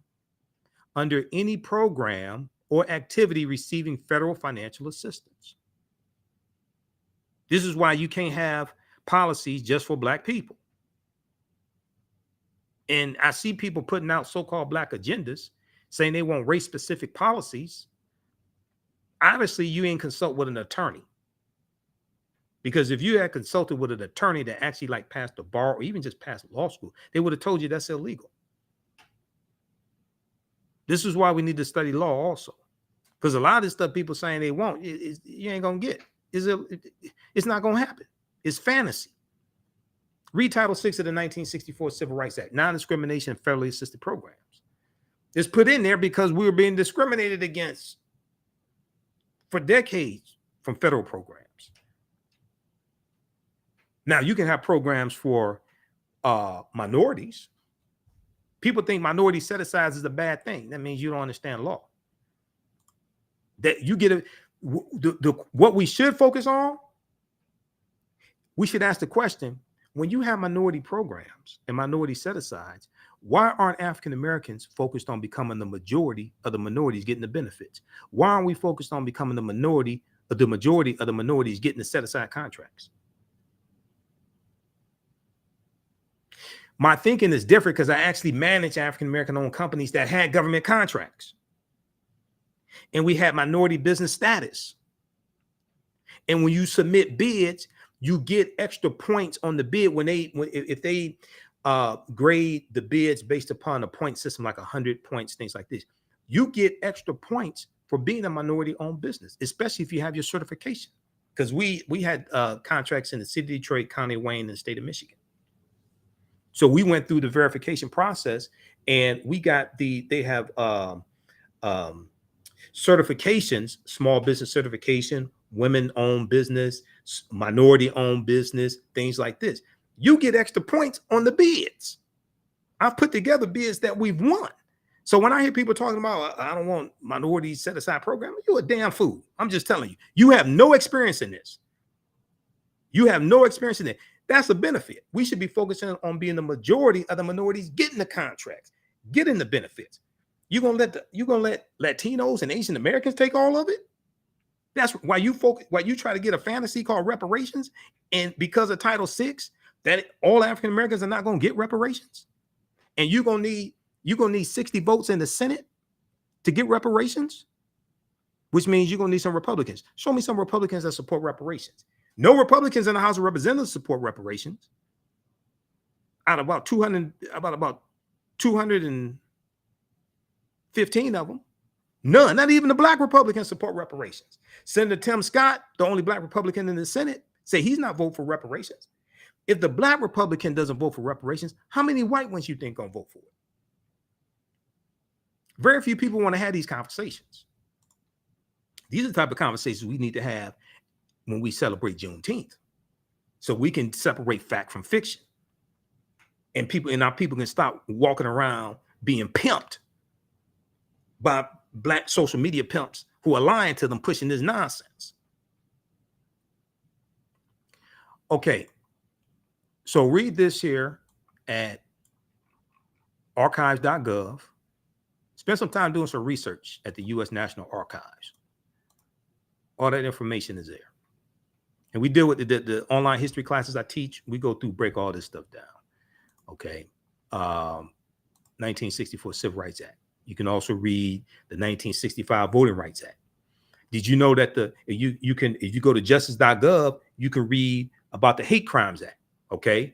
Because did you know the first hate crimes bill signed into law in the history of this country was signed by President Lyndon Johnson in 1968? And it was largely for African Americans. It was part of the 1968 Fair Housing Act, which is part of the Civil Rights Movement. Did you know that? Because I hear people saying, oh, Asians got a hate crime bill. Well, no, that means you didn't go read the bill. The bill is called the COVID-19 Hate Crimes Bill, COVID-19 Hate Crimes Act. Read it at congress.gov, which is where you can go to read all these bills, congress.gov. That bill is not race specific, and it deals with COVID-19 related hate crimes. That means that bill applies to African Americans also. We haven't read the bill and don't understand it. It's a very weak bill. That's why it passed so quickly in both the House and the Senate, because it's a weak bill. That largely deals with reporting hate crimes. But we just repeat this nonsense from headlines and memes and stuff like that. Go read that bill. The black farmers are being sued for getting government. So I've talked about this here on the show.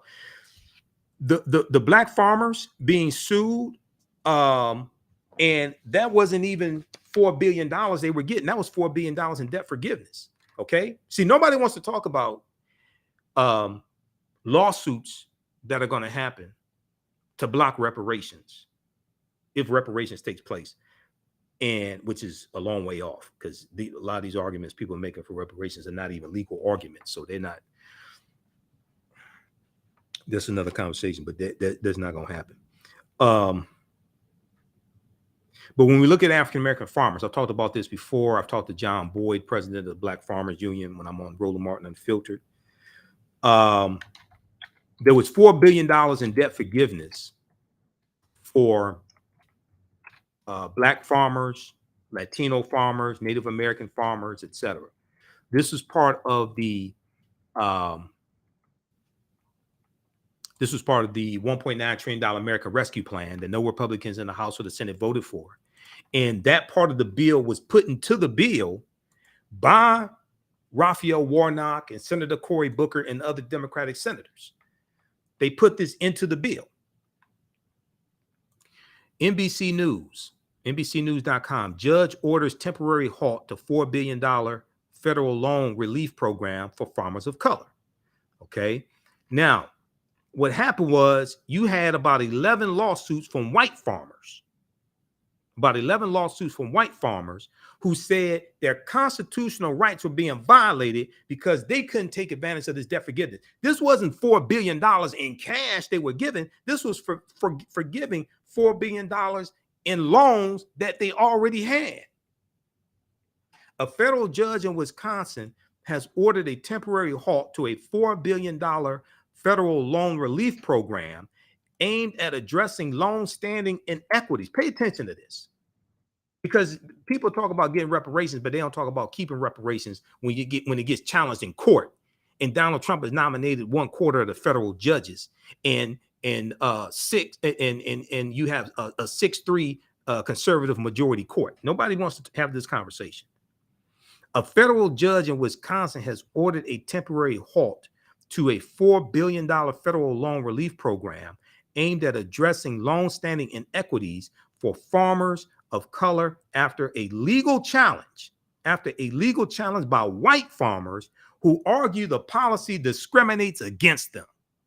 Judge William Greisbach found in an order issued Thursday that white farmers, quote, are likely to succeed on the merits of their claim that the U.S. Department of Agriculture's use of race-based criteria in the administration of the program violates their right to equal protection under the law.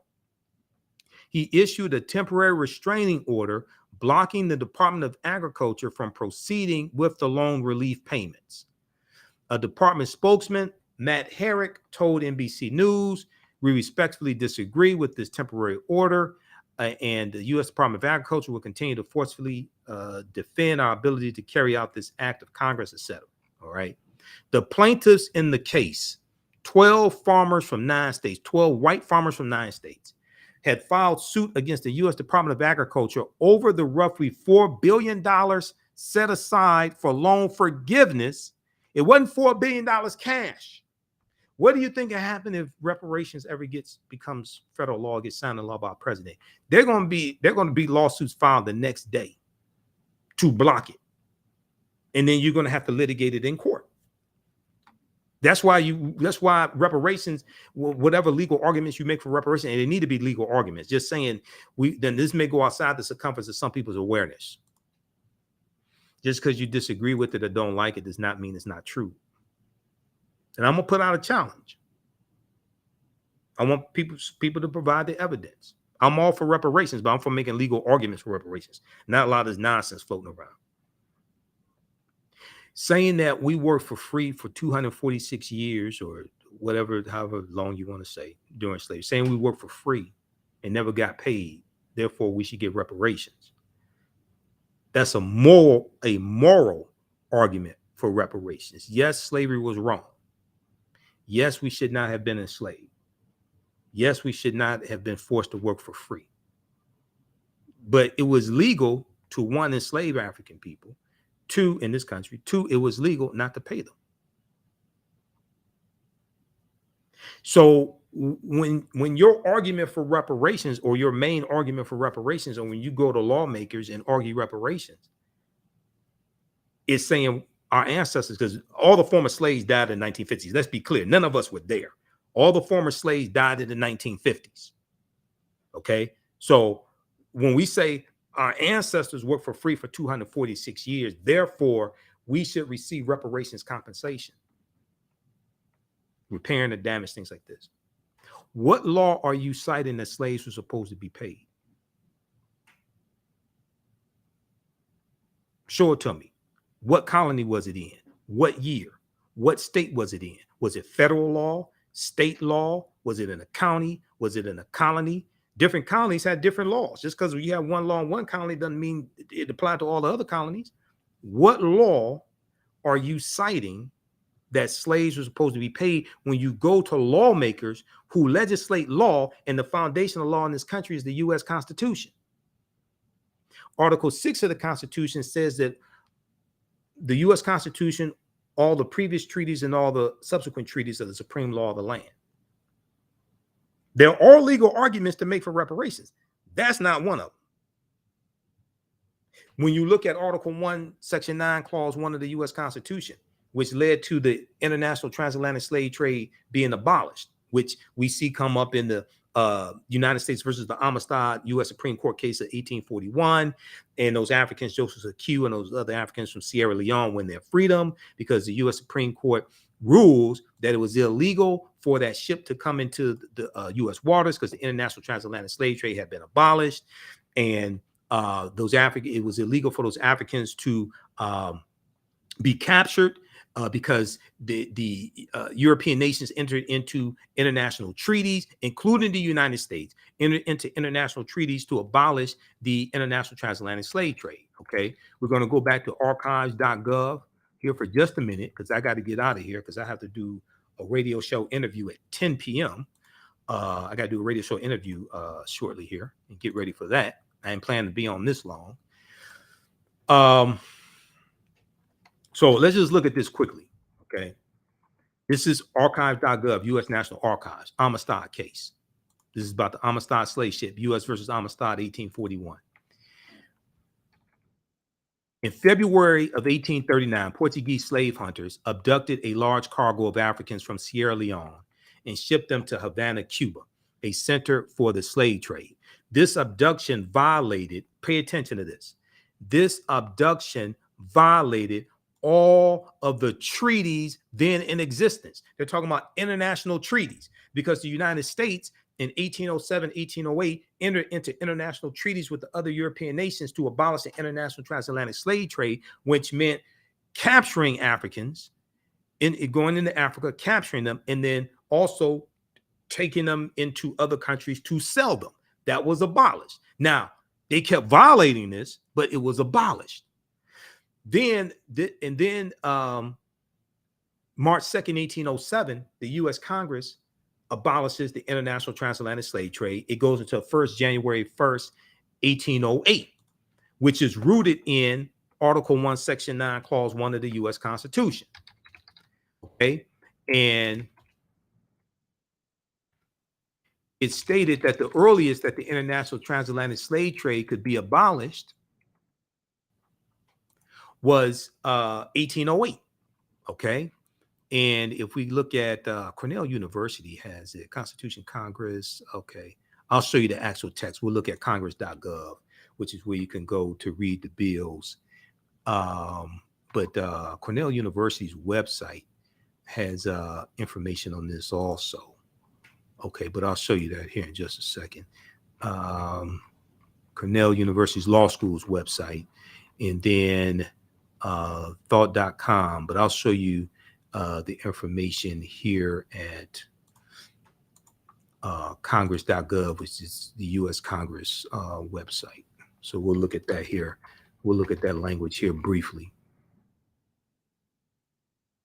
Okay, but back to the Amistad very quickly here. Let me blow this up. Okay, two Spanish plantation owners, Pedro Montes and Jose Ruiz, purchased 53 Africans and put them aboard the Cuban schooner Amistad to ship them to the Caribbean plantation, to ship them to a Caribbean plantation. On July 1st, 1839, the Africans seized the ship, killed the captain and the cook, and ordered Montes and Ruiz to sail back to Africa. Click here on read more. Okay, now they're going to be they navigate towards the U.S. at nighttime, and they end up in the U.S. Okay, the plantation owners were freed, and the Africans were imprisoned on charges. Montes and Ruiz actually steered the ship north because they changed the direction of the ship at nighttime. And on August 24th, 1839, the Amistad was seized. The Amistad was seized off Long Island, New York, by the U.S. brig called Washington, because it was illegal for slave ships to come in, and they had naval ships out on the waters at sea looking for slave ships because it was illegal. Although the murder charges were dismissed, the Africans continued to be held in confinement, and the case went to trial in the federal district court. Okay, so it ends up in the U.S. Supreme Court. All right. Now I want to get to the ruling just for the sake of time. Abolitionists. Okay, abolitionists helped them raise money, got them attorneys. John Quincy Adams, the former sixth president, was one of their defense attorneys. Let's see here. Supreme Court decided in favor of the Africans, stating they were free individuals kidnapped and transported illegally. They had never been slaves. Senior Justice Joseph Story wrote and read the decision. Quote, it was the ultimate right of all human beings in extreme cases to resist oppression and to apply force against ruinous injustice. The opinion asserted the Africans' right to resist unlawful slavery. The opinion asserted the Africans' right to resist unlawful slavery. The court ordered the immediate release of the Amistad Africans. The 35 survivors were returned to their homeland. The abolitionists had to raise money for them to send them back because they were not awarded money in court, but they were awarded their freedom. The reason why they were set free is largely based upon Article 1, Section 9, Clause 1 of the U.S. Constitution, okay, which leads to the international transatlantic slave trade being abolished March 2nd, 1807 by the U.S. Congress. If we look here at the U.S. Constitution, migration or importation clause. This is Article 1, Section 9, Clause 1. The migration or importation of such persons as any of the states now exists shall think proper to admit shall not be prohibited by the Congress prior to the year 1808, but a tax or duty may be imposed on such importation not exceeding $10 for each person. Okay, so 1808, that's 1808. That's the earliest it could be abolished. But a tax or duty may be imposed on such importation not exceeding $10 for each person as well. Okay, so this was 1787. The Philadelphia Convention is voted on and ratified in 1788, the U.S. Constitution. It's abolished in January 1st, 1801. January 1st, 1808. All the Africans that were brought into this country from January 1st, 1808 through July of 1860, when the Clotilda comes into Alabama, all that's illegal based upon federal law. There are court cases of white men who were caught trafficking Africans into the country. It was illegal. That lays a legal foundation for reparations, because it's violation of federal law. Saying we didn't get paid is not or our ancestors, because none of us were there. That's not violation of federal law. If you think it is, what federal laws are violating? What law are you citing the slaves were supposed to be paid? That's a moral argument, not a legal argument. Okay. So, in conclusion, because I have to get out of here. how you all like this type of information? I want to look through my notes. I think I got through everything. I made notes of what I wanted to talk about. Oh, hold corporate America accountable. I wrote that down. I almost missed that. Okay, so this is the type of information that we need to discuss when we come together with Juneteenth celebrations. There has to be a historical component, okay, not just misunderstanding history. It has to be a historical component. We have to deal with politics, law, economic empowerment, supporting African American owned businesses, all this stuff. Okay. Now, there was a article, this right here. This article came out from CNN. I think it's from June 16th. I was reading it because each day I've been going through doing a Google search, looking at articles, these new articles written about Juneteenth. This is from CNN.com, Wednesday, June 15, 2022. People were offended. Tone deaf corporations facing backlash for Juneteenth themed products. When I talk about protecting the history and legacy of Juneteenth, this is one of the things I'm talking about. We have to go after white corporations that want to pimp Juneteenth, okay, and sell us Juneteenth ice cream. We know Walmart got shut down when they tried to sell Juneteenth ice cream, rightfully so. That was nonsensical. Read this article here. We'll talk about this probably Sunday on the African History Network show. I'm on Sundays, 9 p.m. to 11 p.m. Eastern Standard Time. I'm going to give you some brief information also about the online history classes I teach on Saturdays and Sundays. Some of the slides that I showed you are from the history classes that I teach also. People were offended. Tone deaf corporations facing backlash for Juneteenth themed products.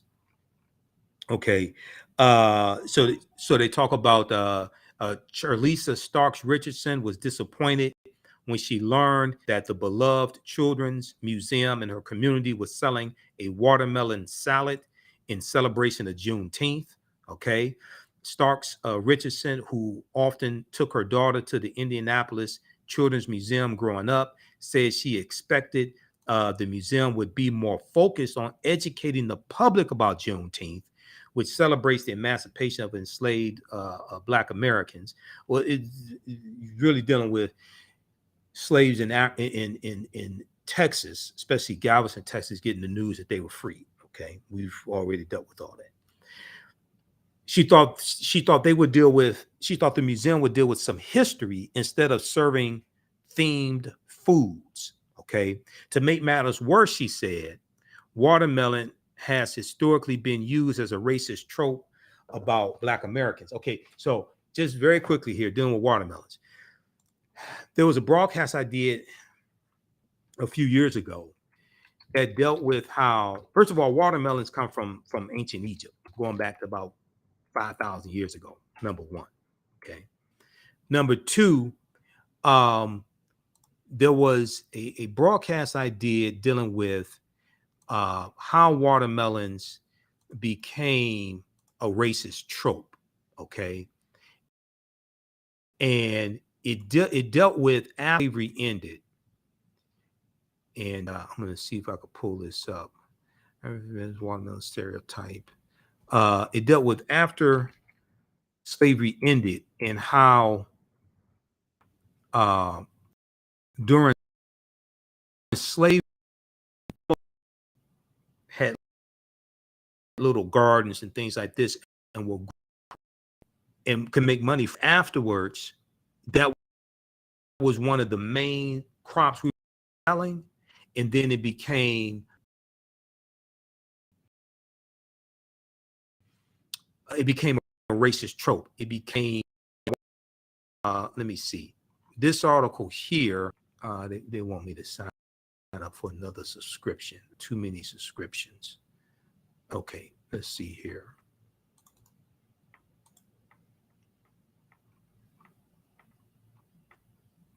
Okay, this article here.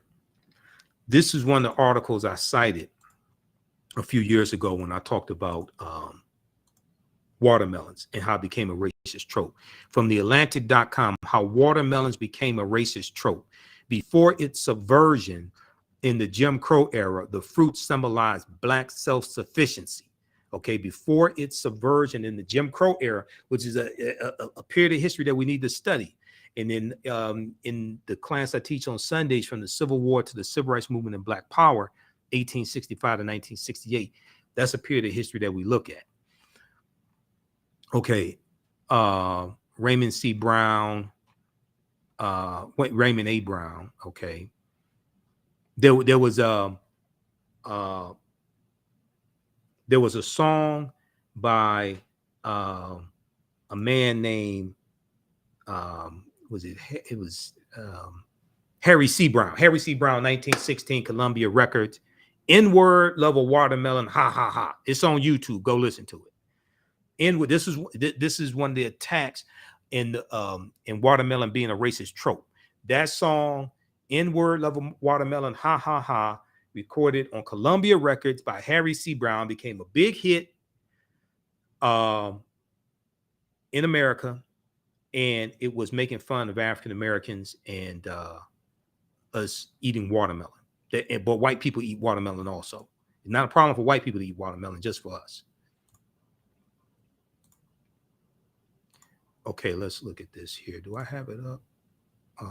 We need to close out one of these articles.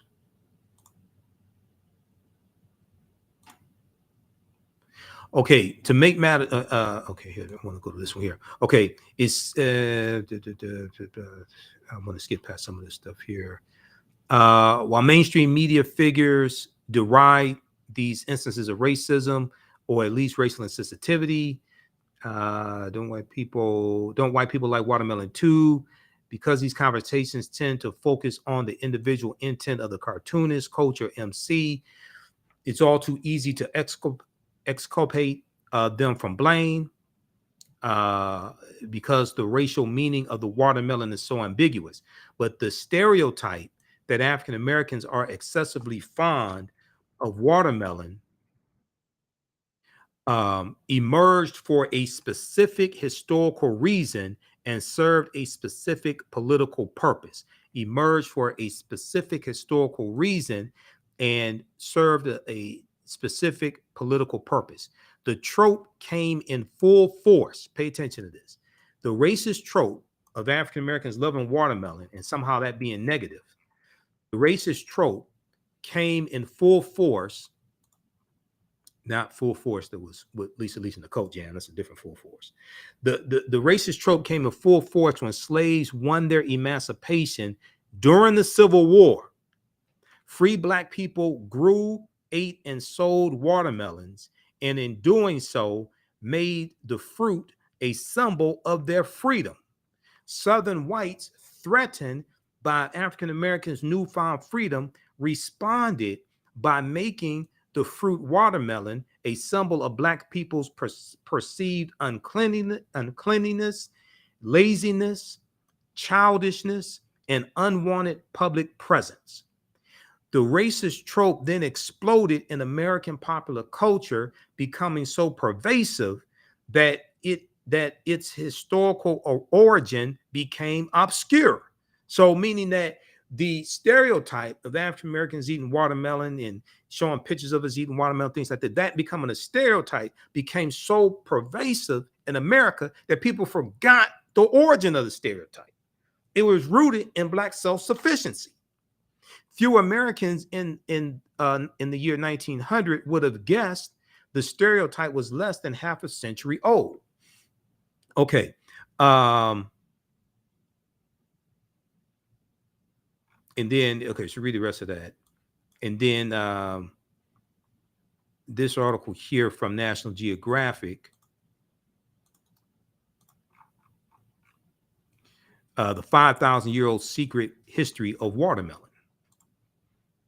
I'll talk about this in a presentation I did dealing with why African Americans eat black-eyed peas on New Year's Day.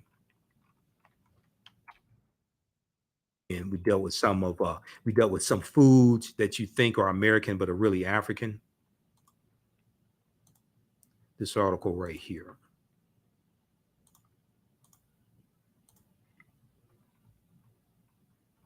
The 5,000-year secret history of the watermelon. This is from nationalgeographic.com. ancient Hebrew texts and Egyptian tomb paintings reveal the origins of the summertime fruit. Reveal the origins of the summertime fruit. 5,000 year transformation. The history has been screwed up, says Paris, who places the blame on generations of taxonomists stretching back to the 18th century. Even the name for the modern watermelon, Citrellus lanatus, is wrong. Lanatus means hairy, Hairy, in Latin, and was originally the name applied to the fuzz-covered citron melon. Okay, the citron melon, which grows in southern Africa, is one popular candidate for the watermelon's ancient ancestor, but Paris is doubtful.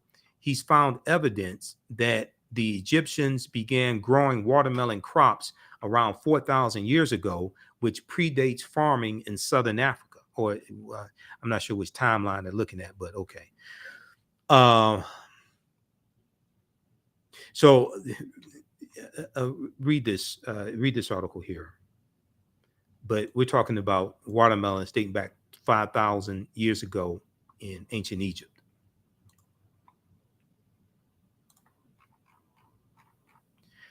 All right. If you like this type of information, you can support the African History Network, $ the AHNShow through Cash App, then also through PayPal, paypal.me/the AHNShow, paypal.me/the AHNShow. This helps us keep doing the research, stay on the air, keep broadcasting, pay some of the bills, etc. If you go to our new website, TheAHNHistoryNetwork.com, we have the Cash App link there. I'm going to put the YouTube link up. This is our official Cash App account, $ the AHNShow, SHOW. When you go to it, it says Michael and shows my picture there.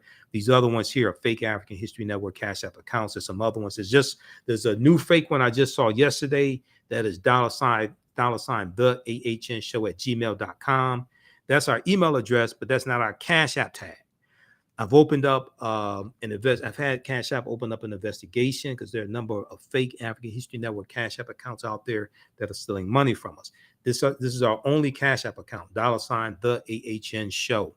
Okay, when you click, we have the information here. When you click on it, it takes you right here to a Cash App, and you can support us there. Okay, those other ones are fake. I'm trying to get them shut down. All right, now. Okay, and we'll put the YouTube, we'll put the PayPal tag up also, the PayPal link as well, because this is our new official website, TheAfricanHistoryNetwork.com. All right, I want to go back. This is the last article, then I have to get out of here. We were looking at the one from CNN.com. This deals with people were very offended, tone-deaf corporations facing backlash for Juneteenth themed products. This is the type of conversation that we need to have at Juneteenth celebrations, sharing this type of information and organizing, political education, political organizing, understanding law, history, economic empowerment. Okay. Ms. Starks Richardson said people were offended by it. The watermelon salad at the museum. She said, everybody's trying to capitalize on Juneteenth to make money, but we don't need food. I want education. I want people to understand the purpose of Juneteenth. Go ahead, sister. Now, we can sell food. But we got to have the education taking place as well. From the Indianapolis Children's Museum, the Indianapolis Children's Museum has since apologized and removed the salad from its food court. Okay. In a statement, the museum said it routinely relies on a food vendor to create thematic menu items, and that the inappropriate name and label on the salad was not reviewed by museum staff. Okay. Other organizations and major retailers are receiving backlash for attempts to monetize Juneteenth with new products since President Joe Biden signed a bill declaring it a national holiday last year. Aren't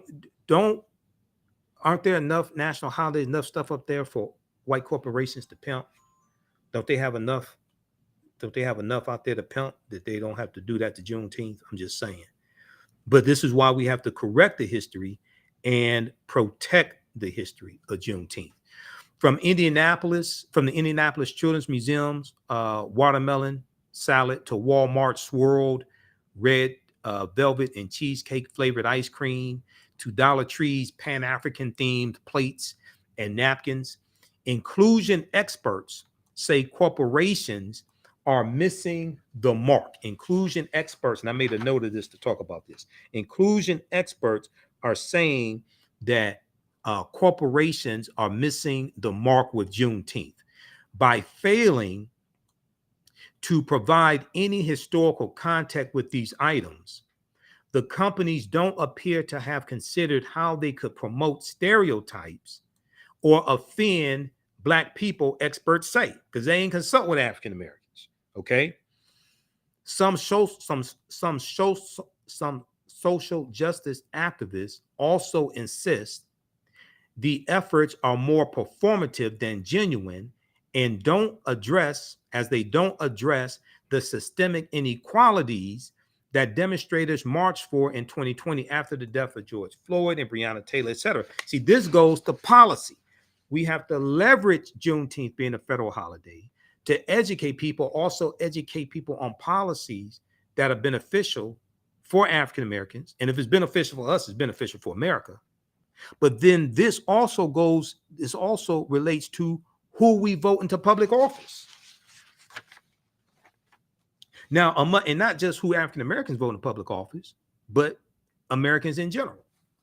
Because Juneteenth is a federal holiday, and Juneteenth deals with not just African American history, it deals with American history. Because last time I checked, slavery was sanctioned by the U.S. Constitution. Among the issues were police violence against Black people, voting rights, and reparations. Okay. Now, you ain't making legal arguments for reparations. You need to learn how to make legal arguments for reparations. You need to talk to me on this, or Dr. Carl Mack and some others. Amara Enya, Enya, a public policy expert for Movement for Black Lives. And you don't have to agree with any of these organizations, but they are making, some of what they're saying is making sense. She said that the Juneteenth product lines are tone deaf and devoid of any real impact. Tone deaf and devoid of any real impact. Now, Enya said companies should be using the Juneteenth holiday to re-examine their hiring and promotion practices, which is something I've been saying, in all levels of management, and your board of directors, and your contracts that you have. What percentage of African American contractors do you have? Okay, what percentage of your profits do you put in Black-owned banks? These are conversations that we have with corporations that want to pimp Juneteenth. We need to have these conversations with all corporations we spend dollars with, but especially those that want to sell Juneteenth products.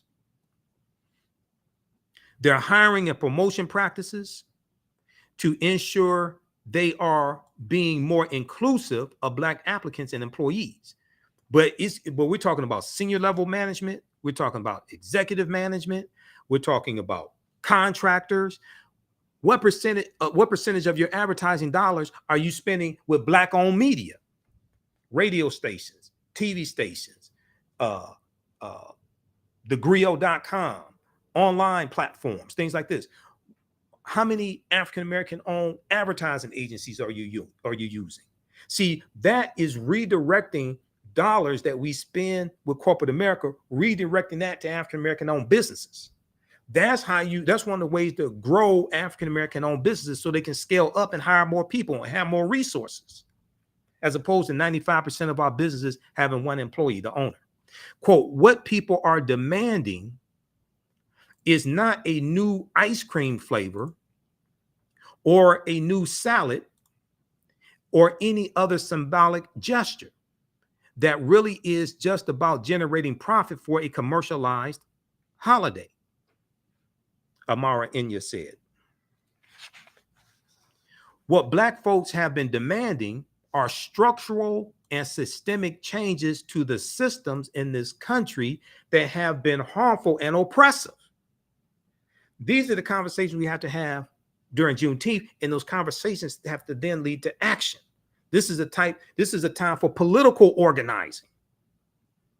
This is a time for political organizing. Yes, we can have the celebrations and the cookouts and things like this, but you got to have some substance: history, politics, law, economic empowerment.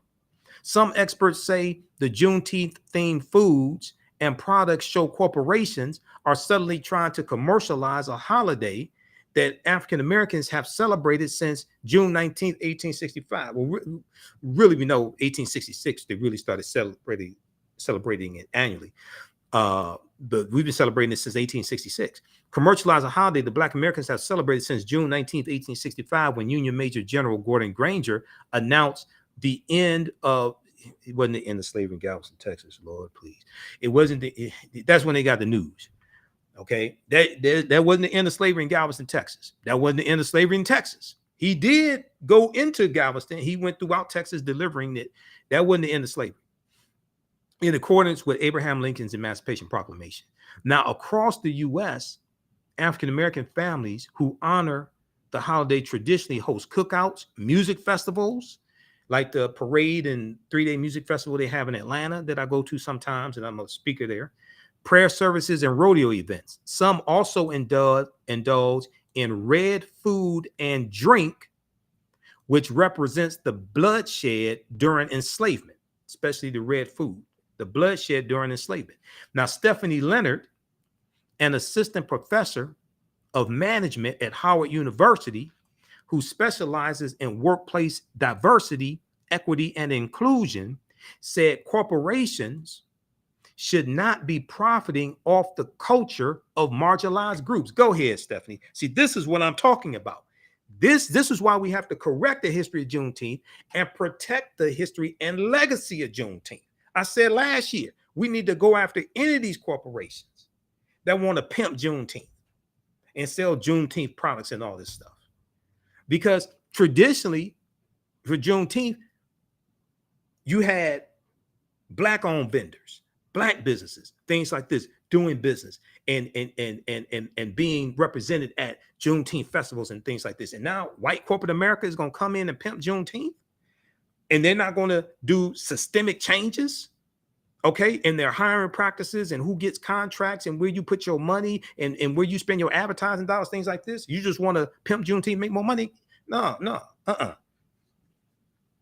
Especially when Stephanie Leonard goes on to say, especially when they don't have a track record of supporting and being inclusive of those communities that they're trying to pimp. Go ahead, sister. See, that's what I'm talking about.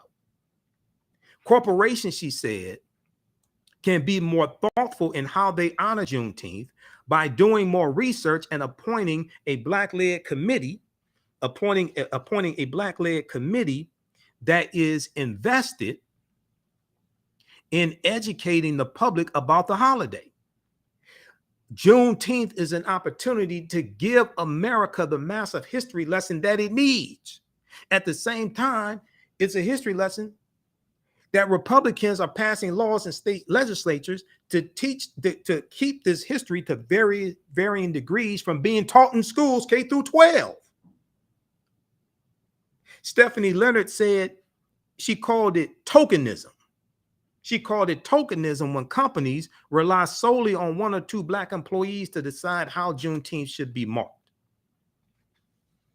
She said it's tough for organizations to put forth an ice cream or watermelon salad without having done the work prior. It's tough for organizations to put forth an ice cream or watermelon salad when they have not done the prior work, because it just comes off as performative, as a last ditch effort. It just comes off as performative, as a last ditch effort. It does not come off as this organization values its Black employees or values its Black customers. So we know last month Walmart got blasted for having the ice cream and things like that. They took it off the shelf and apologized that they got blasted on social media.